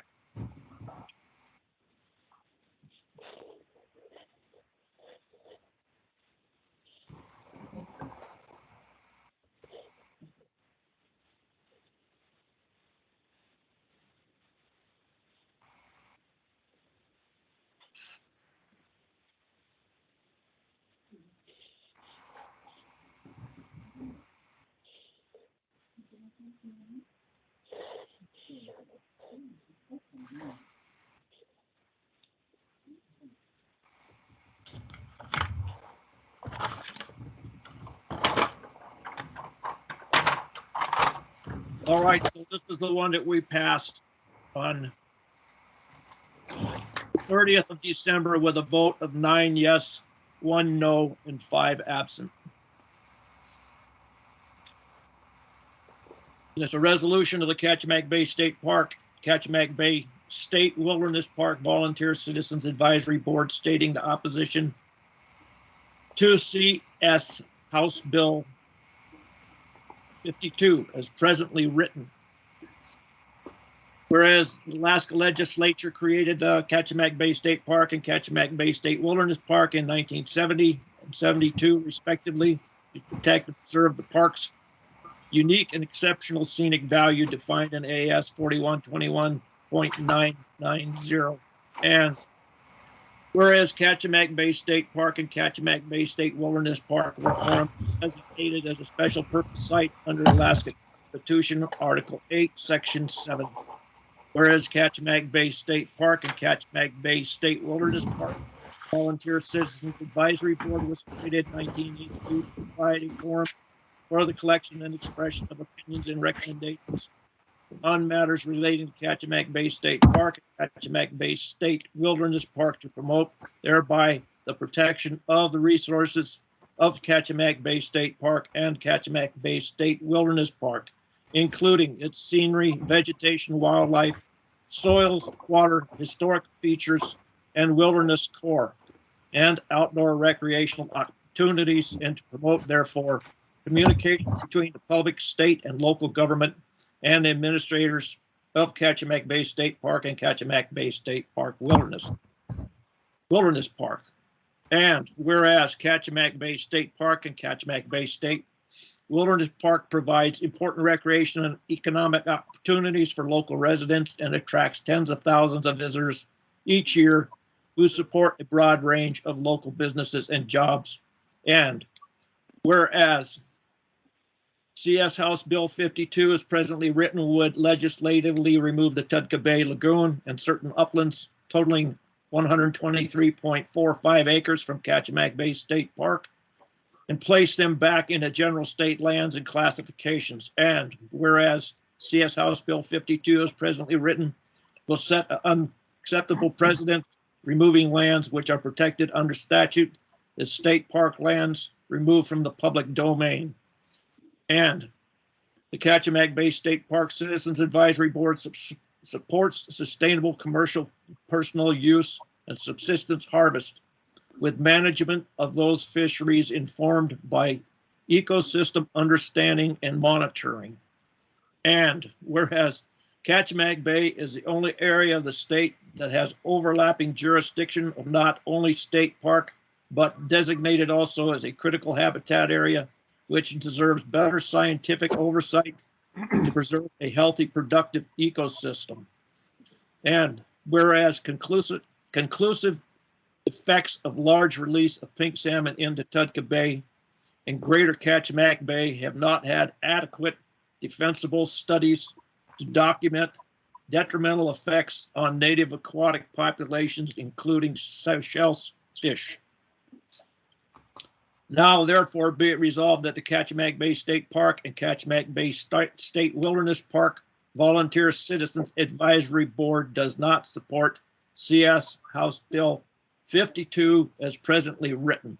That would remove the 123.45 acres from Kachemak Bay State Park, or any bill that would remove lands from Kachemak Bay State Park.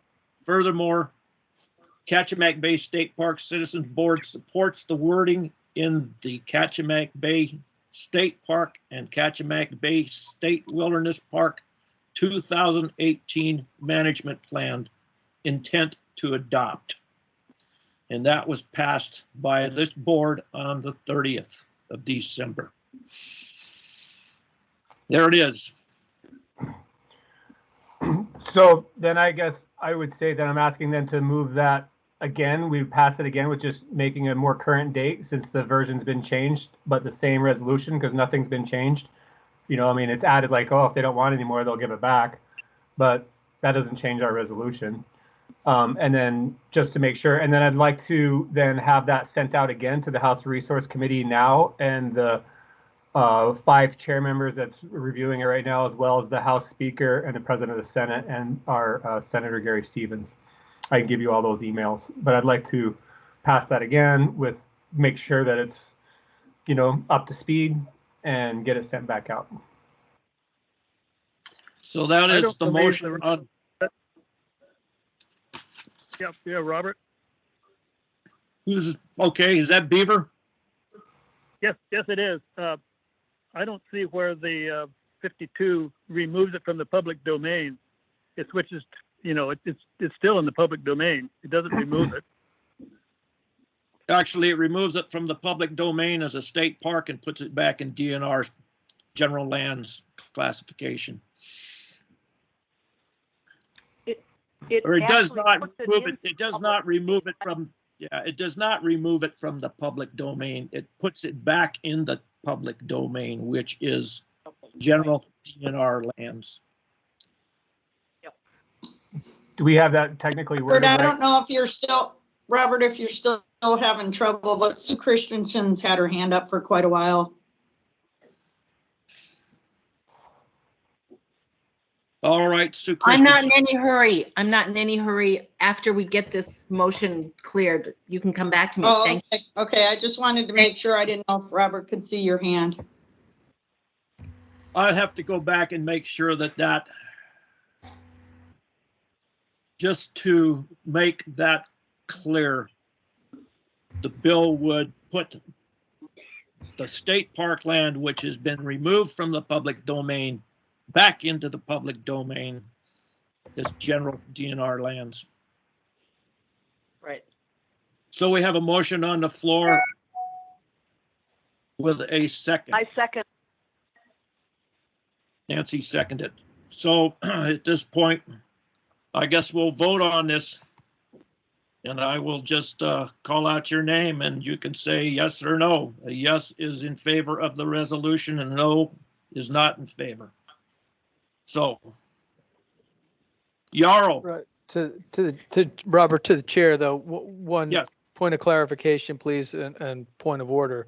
So this is a resolution that has already been passed, correct? So we are voting on updated language. Will there be any changes to this other than a resubmission of something that has already been passed? It's probably just, unless somebody wants to update it. If there's anything else that people want to put in it.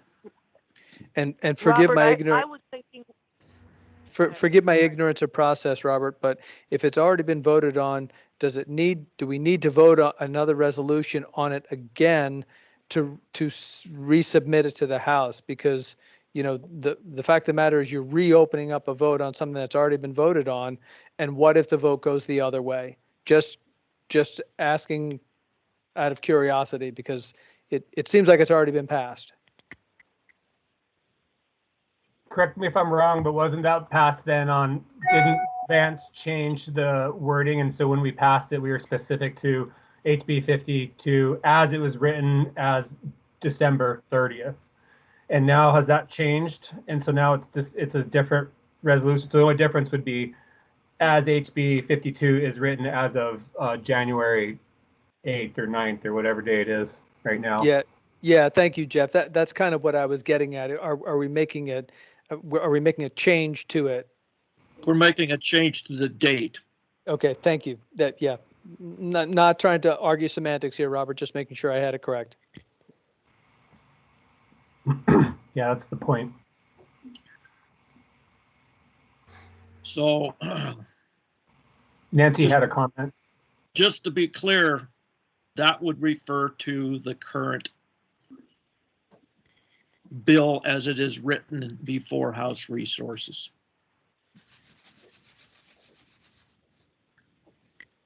So are we ready to vote, or did somebody else have a question? We're ready to vote. Statement. All right. I guess what I was just going to mention one thing on the difference of I don't know how many, is it a couple of miles? There's probably miles of waterfront property that's being given away for upland land, and you know the cost, you know the fair market value is, I don't know if anyone in Monica's team has looked at that yet, because to buy that property, I mean, you could sell quarter-acre lots along there and make probably $150,000 on each lot, or $200,000, you know, because they're, you know, over there, like in the mental health trust land, some of those lands are going for, you know, $120,000 or $200,000 for, you know, half-acre No, land. thanks, Nancy. So, We're a little off topic.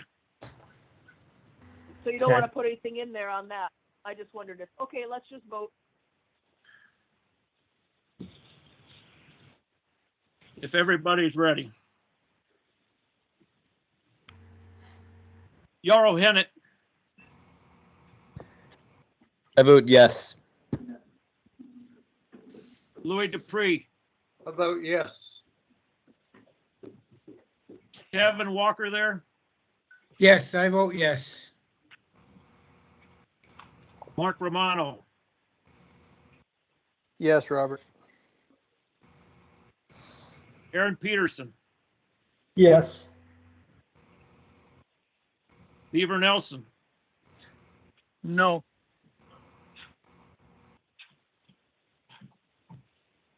Glenn Seaman, Yes. Jeffrey Lee, Yes. I don't think Curtis Jackson, can you hear us? Nancy Hillstrand, Yes. Carol Harding, Yes. Sue Christensen, Yes, and I did see Curtis on here. yeah, he's having technical trouble. Kirsten Dixon, I'm gonna vote no, and I'm happy to explain why, at the end of the session. that's fine.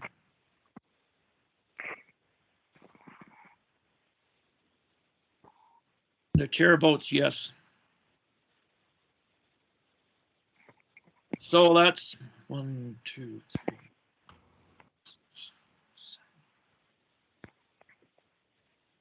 3. 11 yes, 2 no. And 1 absent.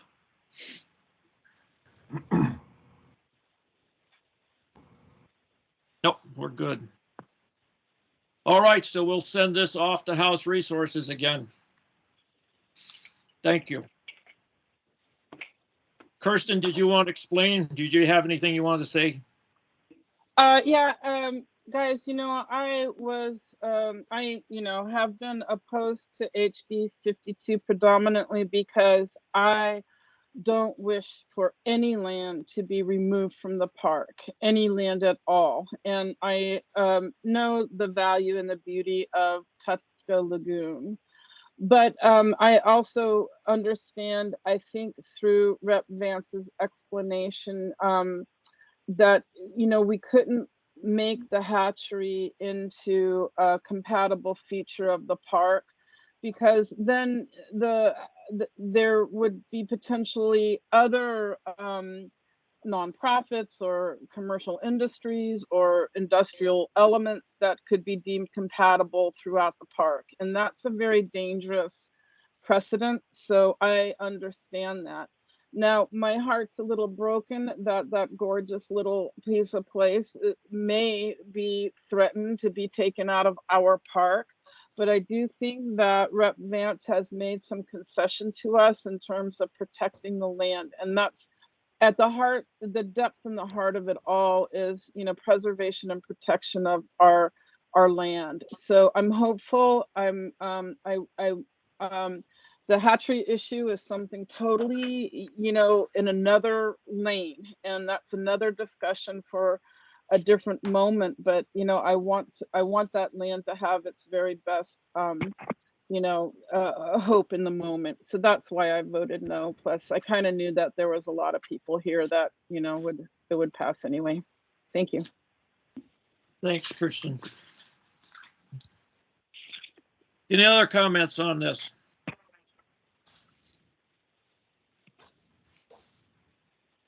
Robert, Right. can I ask a question here, Ms. Louie, that if HB doesn't pass, then the hatchery is in violation, and that which is why they want to take it out. So if HB doesn't pass, then it seems to me like the hatchery has to go because it's in violation of the park rules. Is that accurate? They have until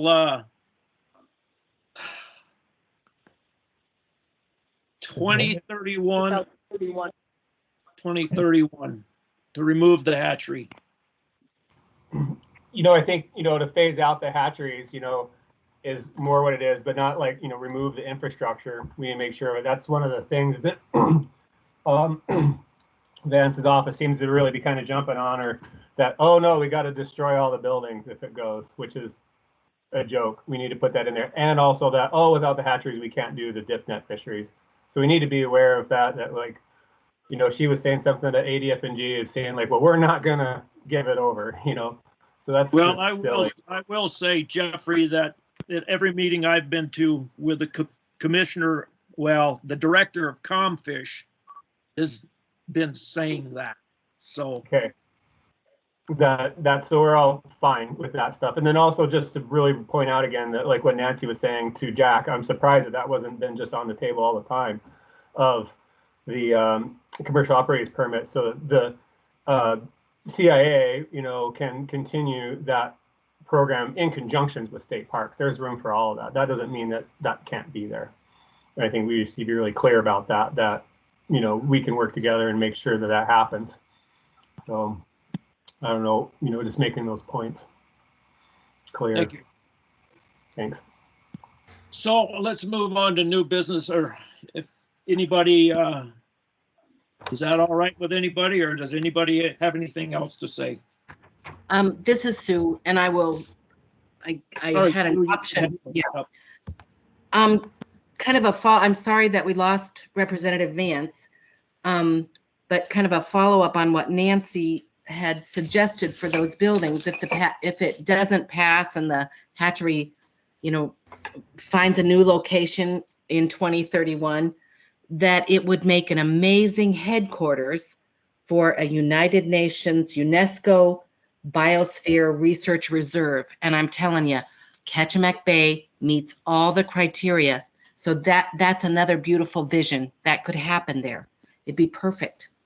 I have some questions for Jake or Monica or Beaver, or I'm not sure who could answer this, but I just wonder about the Cook Inlet Aquaculture loan. I don't think that's appropriate for us to be asking at this point. Really? Okay.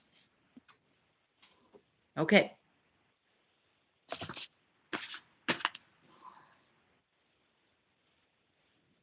Unless anybody wants to overrule me, but that's kind of not on subject.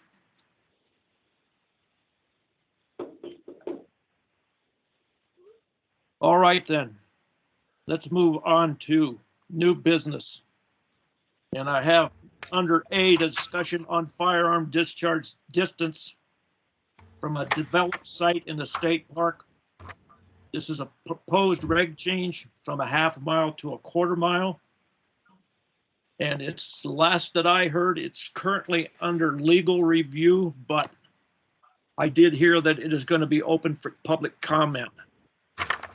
And maybe Jack, do you know any more on that? So the Division of Parks is working on a regulation change package for a number of changes to our park regulations. One of the regulations that is addressed is the firearms discharge in proximity to a developed facility. There's some inconsistencies with the distance in various parks. Some parks identify a quarter mile discharge from a structure. You need to be a quarter mile from a structure before you discharge. Other parks say half a mile. So there's some inconsistencies in the state park system, and the current regulation packet that's been out for public notice has to try to be more consistent, has identified a quarter mile, the distance where firearms are prohibited to be discharged as a quarter mile within a quarter mile of a facility. And that is currently before the Department of Law. They're reviewing it, and then it will, after their review, it will move on to the Lieutenant Governor for adoption. So my understanding is once it goes before the Lieutenant Governor, there will be an opportunity for, it'll go out to public notice, and there is an opportunity for comment on at that time. Thanks, Jack. Do you think that'll be a 30-day public comment period? I believe so. Yeah. So we'd have time at our next meeting, if that in fact comes out for public comment, to agree on submitting comments. There should be enough time. unless people agree that we need to push back on that quarter-mile distance. Louis, do you have a comment? Yes, I certainly do. A quarter mile is one thing, but I'd like for this board to look at a resolution to, number one, stop bear baiting in the state park. That just seems to me so unsportsmanlike, et cetera, et cetera. And I will leave that on the table for discussion. Thanks. Aaron Peterson. So, thanks, Robert. So back to making that hunting thing more than back to a quarter mile. I have a box of 22 Remington hollow points. It says the range is 1.5 miles. And another popular rifle is a 30-06, and people are, those things shoot more than 1/2 mile. And another famous gun is a 243, and they're deciding those in at a little more than 1/2 mile. So, you know, I think we should be talking about making this 1 mile rather than a quarter mile. And I can't imagine, this is going to be really hard to enforce at any rate. So anyway, I think it's just a really bad idea. Thanks, Aaron. Kevin Walker. Yeah, I have several friends that live within a quarter mile of a state park. And after hearing Aaron talk about popular rifles, I used to have one that can shoot 1 mile or 1.25 miles or something. This is hunting. It's not standing on a trail or in a parking lot and shooting things. I'm totally against any minimizing of these distances for hunting game in the state park. That's all I got. Thanks. Carol Harding. Yes. Can you hear me?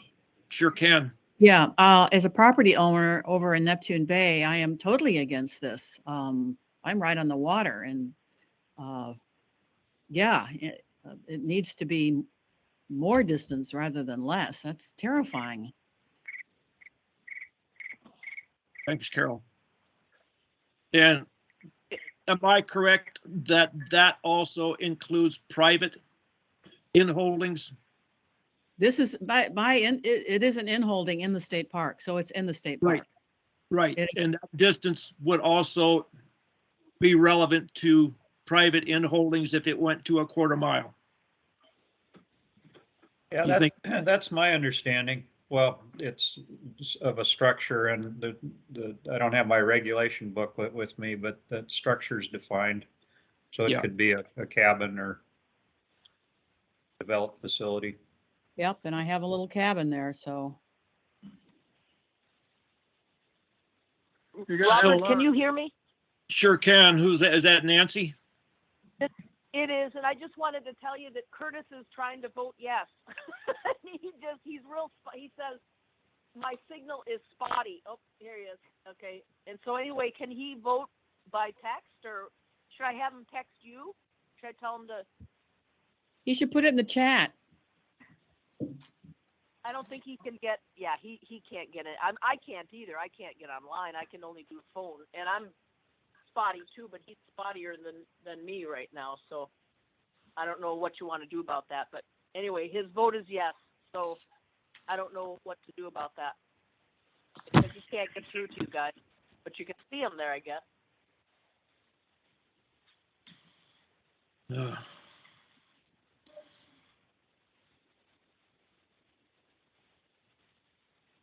Well, somebody is telling me I need a motion from the board whether to accept that or not. I don't think we have any.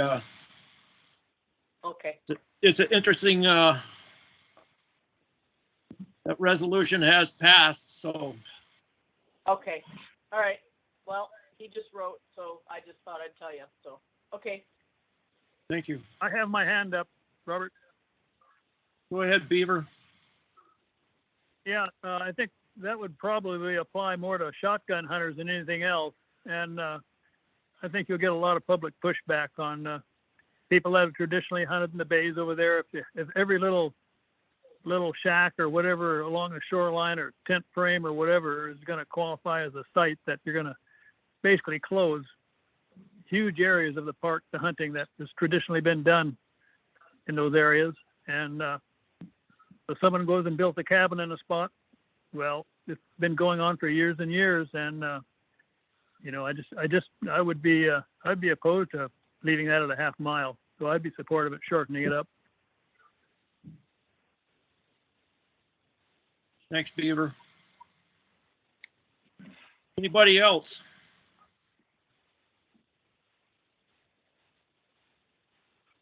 Let me ask a question. Are the trails considered like a cabin? So are they looking to change the distance from, not just from a cabin, but from public trails in the park? Good question. Maybe Jason or Jack have an answer for that. It's not a. Hey, Jason, can you give us an overview about, from an enforcement standpoint, how you enforce this, and maybe expand more on the developed structures, explain that a little bit more? So any trailhead, any outhouse, any designated campsite we have, like on our brochures, those would all be developed facilities. The hand tram developed facility. How we do education on it is we go out and we did like a basic Google map with the aerial imagery with where our developed facilities are, and you can put a buffer around those areas, and we set it at what the current regulation is at half a mile, and we go and we post that at the trailheads and the different popular hunting sites. So anybody who's there or hiking that trail has to walk past the trailhead, and then also get with Fish and Game, and we've given them our little laminate things and said, hey, you got any hunters, make sure they know that we've got these regulations. Enforcement wise, we have how enforcement usually works. We just don't have staffing to be out there. So it's generally reactive, as in somebody's at one of our campgrounds in the state park. They say somebody shot a bear 50 feet from the outhouse, and we go out there and we track it down and we try to figure it out. Other enforcement things we can do or that we want to do would be just to be out in the park during these, early spring, for the spring bear hunts kind of stuff. And a lot of people are just opportunistic hunters where they're just shooting anything on the shoreline, and then, have, somebody at our ranger station and see if anybody shoots one in front of our cabins, or some of the popular beaches like Glacier Spit, if there's a bear wandering the shore, how close are they to our trailhead? And we do go out there on weekends. It's usually dawn and dusk is the most popular, and we do make contact with hunters, and we do the education thing, make sure you know where our trailheads are and all this kind of stuff. I know that a fair number of people do violate that park regulation, do shoot within half a mile of our facilities. And the general excuse we get is we weren't aware of the regulation, or we didn't know this was a state park, stuff like that. Thanks, Jason. Kevin Walker.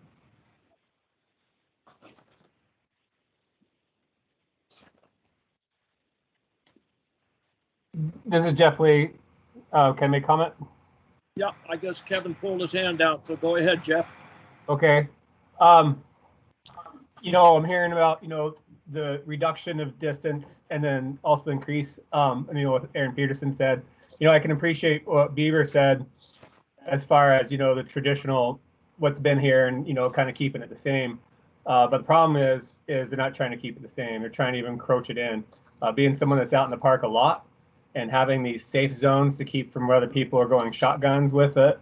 Lately, when we've seen bird hunting, the shotgun action can be pretty intense. And then to move those closer into the areas where, structures are, campgrounds, trailheads, is by far not keeping to the traditional use. It's even encroaching more in there, and it's less in the spirit of working with other park users. And so Unfortunately, it makes me want to feel like because of being pushed that we need to pass a resolution and talk about putting a resolution in that does, as Aaron suggests, that not only is it not looked at a quarter hour closer, but actually further away. And, and say that, resolution that it should be a mile or 3/4 of a mile, not half a mile. Or something along those lines. Maybe someone has an idea put in there on that, but I think bringing it in closer is just absolutely unfair to the other user groups, and it needs to either remain the same or back off, and keep it, what was, like Beaver said, what's been happening, but not closer. Anyone want to throw out words there for a resolution, or can we do that? Thanks. What's that? Carol Harding?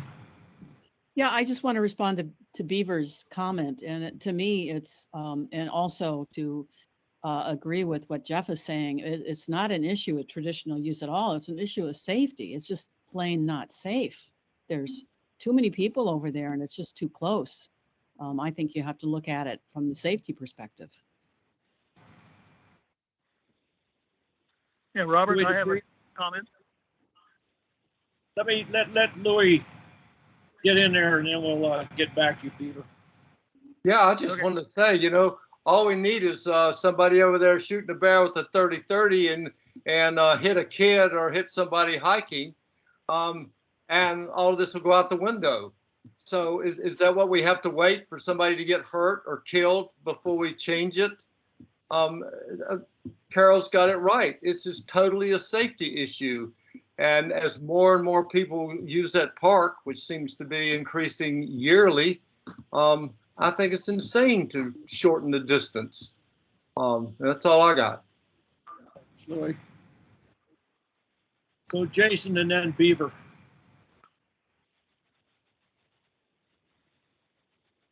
Kind of on the safety component of it, and to Louis' argument, plenty of people have been shot by hunters. It hasn't changed the quarter-mile restrictions. Hunters are held liable. Just because it's a shorter distance doesn't mean you can recklessly discharge firearms. It doesn't matter how far away you are. Aaron cited some of the distances firearms can shoot. If you are outside of a half a mile and you shoot your firearm and it hits our public use cabin, you're guilty of a crime. If you fire your firearm and it goes whizzing into a campsite and it's hitting trees, you're guilty of a crime, regardless of if you're within a quarter mile, a half mile, or a mile. And that's, and I just comes to mind based on like basic hunter safety and firearm etiquette. There are always going to be reckless people out there, and we can't do much to control that.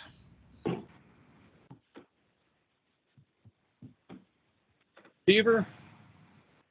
Yeah, I'd like a clarification on a developed site in the state park. That is only sites that are actually state park developed sites, or are we including every private cabin or whatever in the whole place? Through the chair, this is Jason. Only state park sites. Private and holdings do not constitute a state park facility. Okay, do not, correct? Correct. Yeah, Roger on that, because some people have hunting cabins and the whole purpose is to go hunting. So to tell them they can't, shoot within a half a mile of their own cabin or something seems a little strange, but anyway, thanks for the clarification. Thanks for clearing out, because we got a question. Yeah, and I think that I could have added to some of the confusion there. I had identified that it was included private lands too, private structures. So my mistake on that. Thanks, Jack. So it's just state park improvements. Kevin Walker. Yeah, just as an example, if my cabin was next to your cabin, does that make it all right for me to stand outside my door and shoot at a bear between our cabins? That's the question for consideration. That's all I got. Sounds like there's no law against it. Jeffrey, did you have anything else?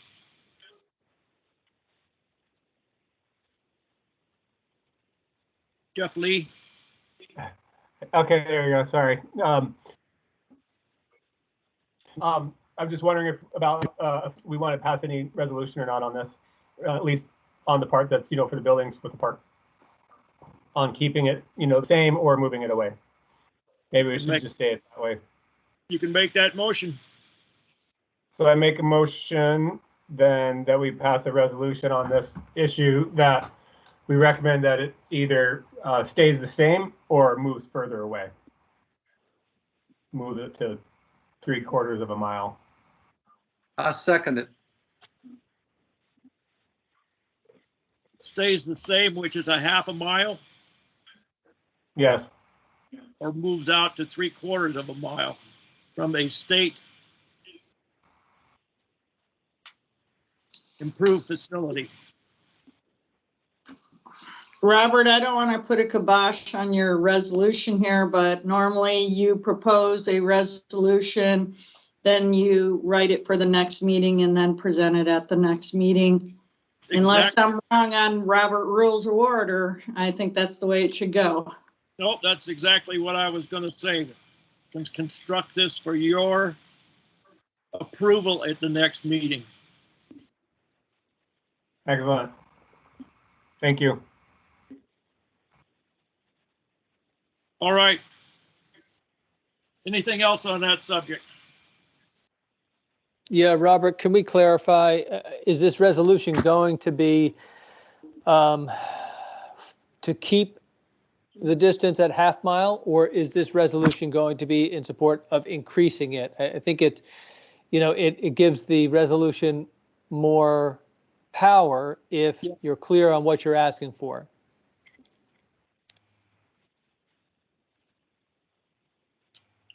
What's the desire of the board? You want to stick with a half mile or extend out to 3/4 of a mile? And that would take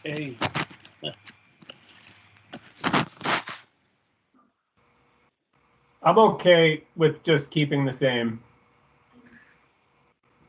all right, rather than going through the whole thing again, we'll just keep it at a half a mile. How's that? Yep. Yeah. Okay. I would support that. All right. And we'll have that at the next meeting, and I'll stay in touch and make sure we have this public comment period, find out when that is.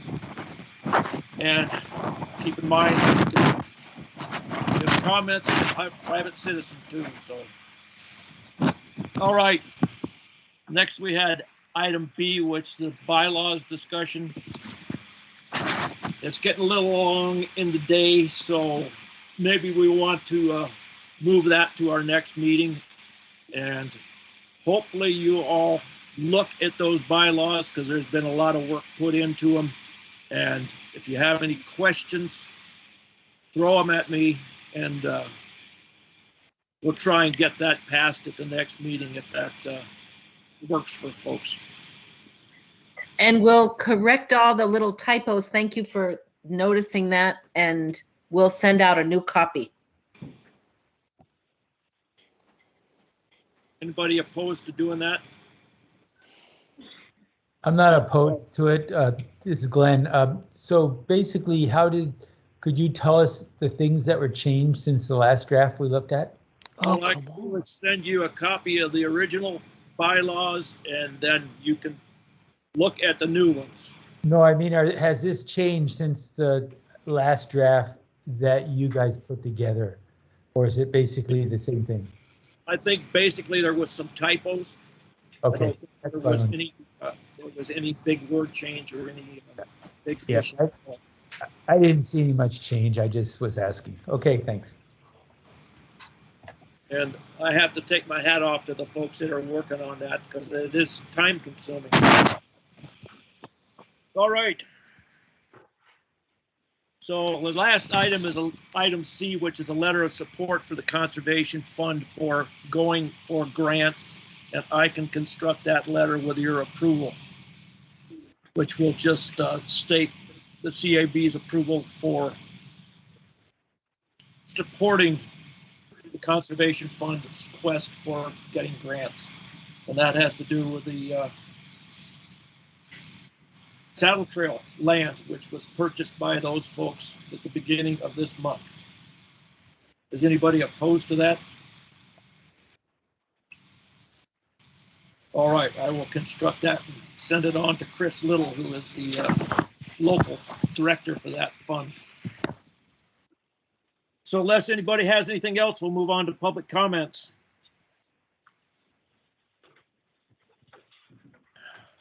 So anybody from the public can speak up for 3 minutes. Be kind and courteous. Marco Haggerty. Robert, thank you. And thanks to the board, and thanks to all your work on the resolution regarding House Bill 52. And also in advance, thank you for working on the letter to support the Conservation Fund's purchase of the Saddle Trail. I think that's going to be a great asset to the park. You know, it's a terrible thing when we start carving up parks, and I know that this board respects that and understands that. I'm hoping that the other citizen advisory boards get wind or news or are aware of House Bill 52 and the precedent it sets. So just thanks to everybody for all your work on this. I really appreciate it, and I'm sure that the public is on your side. Thank you. Thank you, Marco. Watch out for those scorpions. Anybody else from the public? Yeah, Robert Vernon. Go ahead. Yeah, I was just real curious as to why they needed to do this land disposal. So I was reading the briefing. It goes with HB 52. And they say that there's a functional irrevocable test, but basically it says there's 4 conditions. And the first one is that the plain language of ADF&G's 2014 lease with CIA suggests that this is a land disposal. And it says that the agreement allows CIA to operate Tucker Bay Lagoon Hatchery for 20 years, and that the parties would work towards transferring the land from Tucker Bay Lagoon Hatchery to CIAA. And to me, it seems like ADF&G isn't Kachemak Bay State Park. You know, Kachemak Bay State Park says they want Tucker Bay Lagoon Hatchery out by 2031, although if it is a 20-year lease, that would make it 2034. So the second point that they have is the reason they have to do this land disposal, or take care of this land disposal, is DCCED, which has invested $16.1 million to CIAA to operate the hatchery. And I guess that's a number that Sam Raybung needs to know, because he didn't seem to have that when I listened to him yesterday. And DCED wants a return on that $16.1 million investment. And this is where I feel a little bit bad for CIAA, because it seems to me that what happened was ADF&G tried to run the hatchery. They couldn't do it, and so they did a lateral to CIAA, which probably took it on with all good intents. But right now, $16.1 million is quite a bit, and the way CIA keeps getting a bigger loan every year, it doesn't look like they're actually working on reducing that amount. So the third one is pretty similar to that. It says the hatchery's operational expenses are funded through cost recovery, and this means that the hatchery must continue to operate to ensure the cost recovery. Well, on that one, same boats don't need an operating humpy hatchery to catch humpies. They're all over the place out there, and they're also scooping up a whole bunch of sockeye at the same time, which is causing some friction with the gill netters, because gill netters can't operate in that area. So the last one is, it says that boreholes, which was a case that was decided in 2020, that boreholes have a long-term effect, and the buildings and the operations within the lagoon have a long-term effect on the state park lands and waters. And I'd say there's a difference between boreholes and trailers, you know, and it does seem that any sort of improvements that CIA wants to leave would be appreciated by the park. So to me, what it looks like is that the ADF and G entered into an agreement with Kachemak Bay State Park, and that it turned out to be a bad investment, or a bad loan is really what it is for the Department of Commerce and Community Economic Development, that banks don't continue with bad loans. And so I think to keep the red ink from mounting and the hatchery from sinking, that it's best now to say it's time that you move on. This is the wrong hatchery raising hunkies in the wrong location with Tucker Creek that doesn't supply enough water, and Tucker Lagoon, which is very shallow body water. Thank you. Yep. Thanks so much. Disposal issue has been very complicated for us, even for the agencies. So anybody else from the public?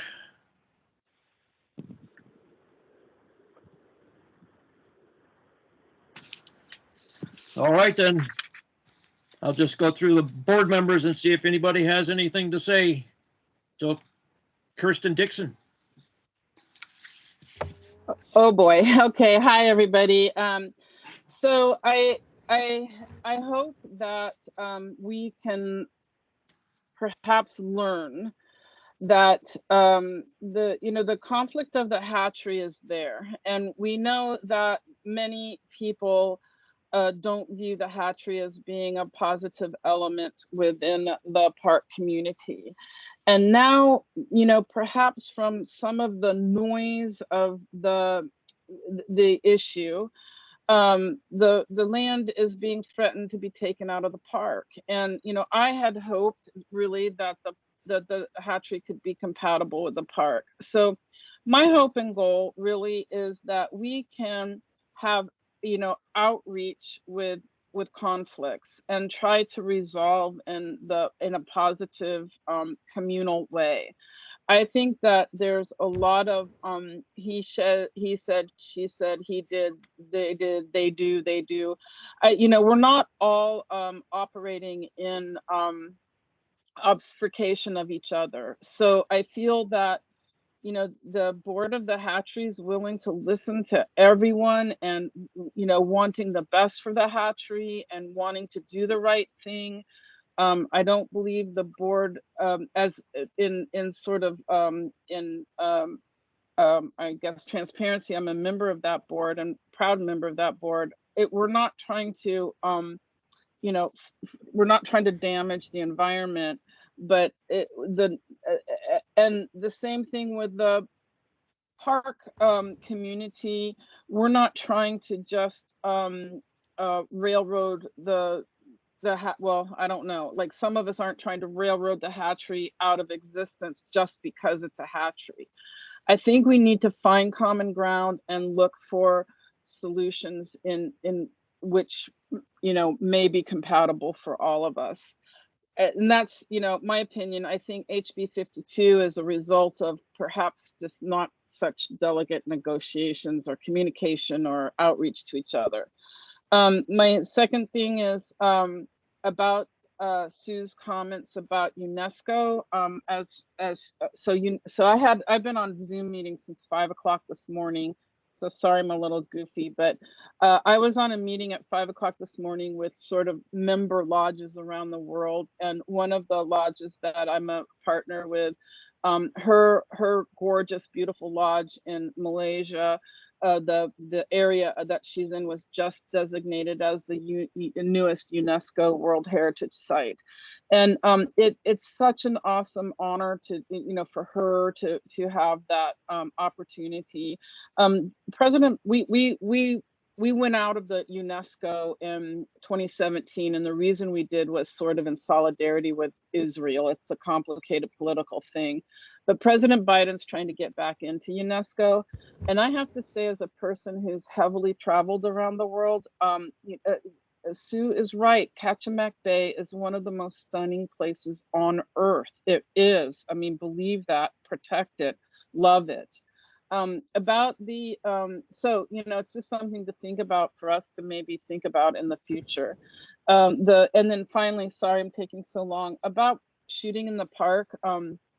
I live half the year at a place called Winter Lake Lodge, which is north and west of Anchorage on the very far western edge of the upper Susitna Valley. And my nearest neighbors of any sort is, 40 miles away.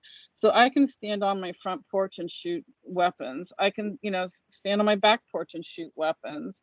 It doesn't matter because there's nobody else there. But we are in Kachemak Bay and in Kachemak Bay State Park, all in a community, whether we like to know that or not. We're not in necessarily this vast wilderness that it potentially used to be. So we do have to have consideration. And Homer's growing. There's hardly any houses for sale anymore. People are moving up here like crazy from California and from lower 48. So people pressure is going to grow. And so as we manage our humanity and try to, continue things in this beautiful natural environment, we have to have some consideration for each other. So those are my kooky thoughts for the evening. Thank you. Thanks, Kirsten.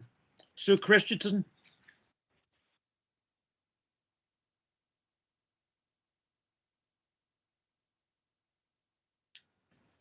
There I am. Okay.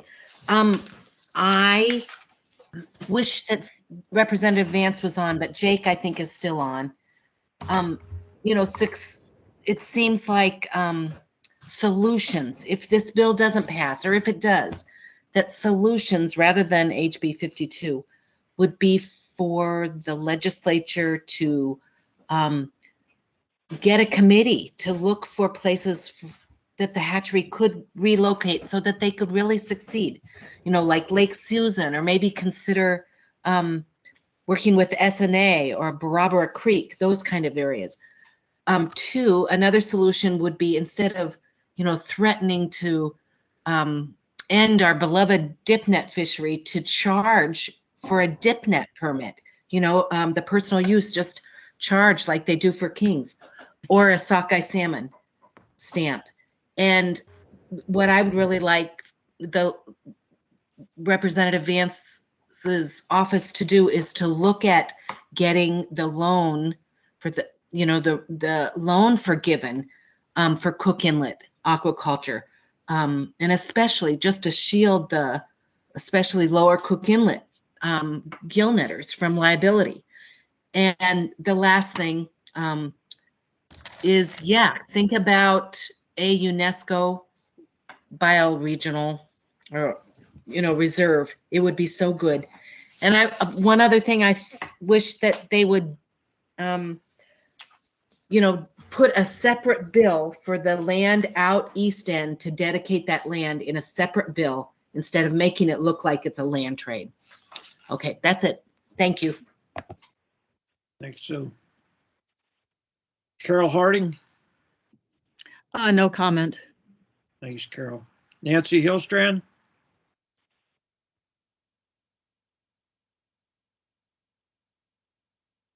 Nancy. Jeffrey Lee.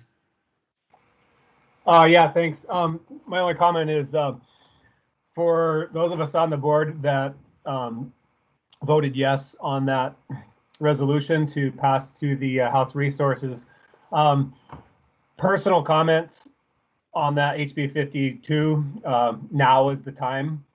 Tomorrow, today is the time to send it. And I really encourage any of you that have not sent in your personal opinion to please do so. After this meeting, I got a list of all the board members on there, and I'll send everyone an email with the links to the House Resources and each of the representatives that's on that board, and just the list of people to send your comments to. And so I point or my thing is just to ask all of you that if you have not put in your comments supporting the park and against HB 52, please do so to those people. It's critical. Now's the time. Thank you. Clint Seaman, I'll pass. Thank you. Good meeting. Beaver Nelson. Yeah, I would like to voice my unhappiness with how there's just this tremendous unhappiness and just really bad feelings toward the Tutka Bay hatchery, when since the existence of the hatchery, it hasn't diminished visitation. It hasn't stopped people from going to Tutka Bay. No one cancels a trip to Tutka Bay because there's a hatchery hidden away in the lagoon. If anything, the hatchery is a draw and not a deterrent. I just don't see anything bad occurring to the people's enjoyment of Kachemak Bay State Park because of the damn hatchery over in Tutka Bay Lagoon. Anyway, thank you. And I want to thank Sarah Vance for trying to get things as best she can to make things happen. And I think she's going in the right direction. Thank you. Thanks, Beaver. Aaron Peterson. Thank you, Robert. I have two quick things. HB 52, I think, sets an unacceptable precedent. I think it's a lot of reasons not to have HB 52 go through, but I think it's really a legal issue. If we were to pull land to help a few, that would be just not the way to go. And my second thing is I support Lewis on bear baiting. Often they bait with things that humans have in their backpack, and then a bear chases you down and then people wonder why. So I think we should not have bear baiting. That's all I have. Thanks, Aaron. Mark Romano. Yeah, thank you, Robert. Just a couple quick points. One, respectfully, to Beaver's point, I do avoid the Tutka Bay Lagoon because of the impacts of the hatchery. So I do think that the hatchery does change the character of the park. One suggestion, Robert, I think I've made this one before, but when we have agendas that are this stacked, I would respectfully request that we schedule in a break. I've, with the Trails Committee, I've been on this same call since 4:30. We're all volunteers, so I think we should take that in consideration. Lastly, I have a question for Jack. Jack, if we provide comment on HB 52, are we allowed to, or should we avoid mentioning that we are members of this Citizens Advisory Board? Yeah, Mark, you shouldn't speak on behalf of the advisory board. So if you are providing comments, I would not reference that you're on the Park Advisory Board. The Park Advisory Board has taken a position through the resolution. Yep. Thanks, Jack. I assumed that. I just wanted to get it out there for all to hear. So appreciate that. Okay. Thank you. That's all.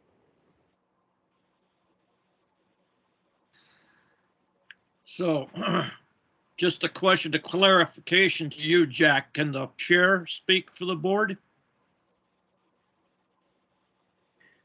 I think that the chair could speak to the board as it pertains to the resolution that was passed by the. I think you can represent the board's actions. Yeah. Okay. Thank you. And Mark, if anybody, I'm an old boat engineer. I stay until the job's done. And if anybody needs a break, just say so, please. I don't mean to do that, run everybody ragged, but it's kind of my nature. So, all right, Kevin Walker. Okay, I think I lost my connection for a minute there, but I'm back. I had a few comments about the hatchery. I used to work for Trail Lakes Hatchery about 30 years ago, and I'm kind of familiar with the operation. But anyway, I was really surprised listening to the conversations on Monday at the statewide, at the representative meeting, where somebody said that without the hatchery in Tutka Bay, that brood stock could not be raised there. And I was really surprised because somebody might be needed to feed the fish or make sure that the nets hadn't drifted away or whatever. But I don't think you need a hatchery to support broodstock. A fish and game guy or anybody else could keep an eye on it and feed them if that's necessary. I remember a couple years ago at one of these board meetings, we heard that the net pens that Cook Inlet Aquaculture had put out in Tutka Bay had floated away after considerable consideration about where they were to be located. And it was a total screw up. They didn't know where they were supposed to be. They put them in the wrong place. They didn't anchor them. They were found the next day floating around, and it's just totally unacceptable. I cannot understand how any organization could let that happen. That's the Cook Inlet Aquaculture we're dealing with. I also remember hiking up the Tutka Backdoor Trail out of Tutka Bay, and some of the beaches you could not walk along because of all the dead pink salmon on the beach. There were way too many pink salmon that were not caught for cost recovery or anything else, but they were just littering the entire environment. I don't know, there's other resources that all these little fish, when they try to release 100 million fish, they're eating the feed that's needed for the shellfish, the crabs, the shrimp, the red salmon, silver salmon, king salmon, everything else. So yeah, I'm not at all enamored by my former employer of Cook Inlet Aquaculture, and think that if they went away from Tutka Bay, that would not be a very big loss. That's all I got. Thank you, Kevin. Louis Dupree.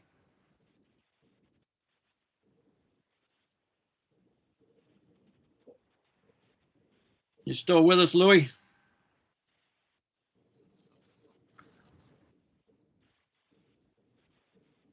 How about Yarrow? Thanks to everyone for your time. I have no further comments.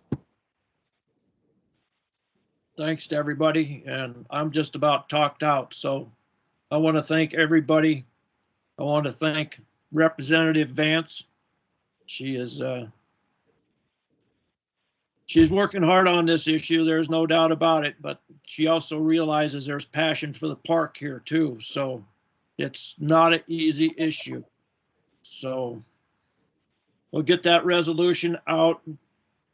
We'll have that resolution for next meeting on the discharge of firearms, and we'll get that letter out to the Conservation Fund. So if anybody would like to make a motion to adjourn, that'd be fine. This is Glenn. I make a motion to adjourn. Let's adjourn and go get something to eat. The next meeting will be next month on the, I had it right in front of me, March 9th. Everybody be safe out there. Yeah, thanks, everyone. Bye. Thank you. Jack and Jason especially, thanks so much. Good night, Robert. Good night, Pam. See, I got a pretty good husband. He made me dinner. You tell that, you tell that fella he's a good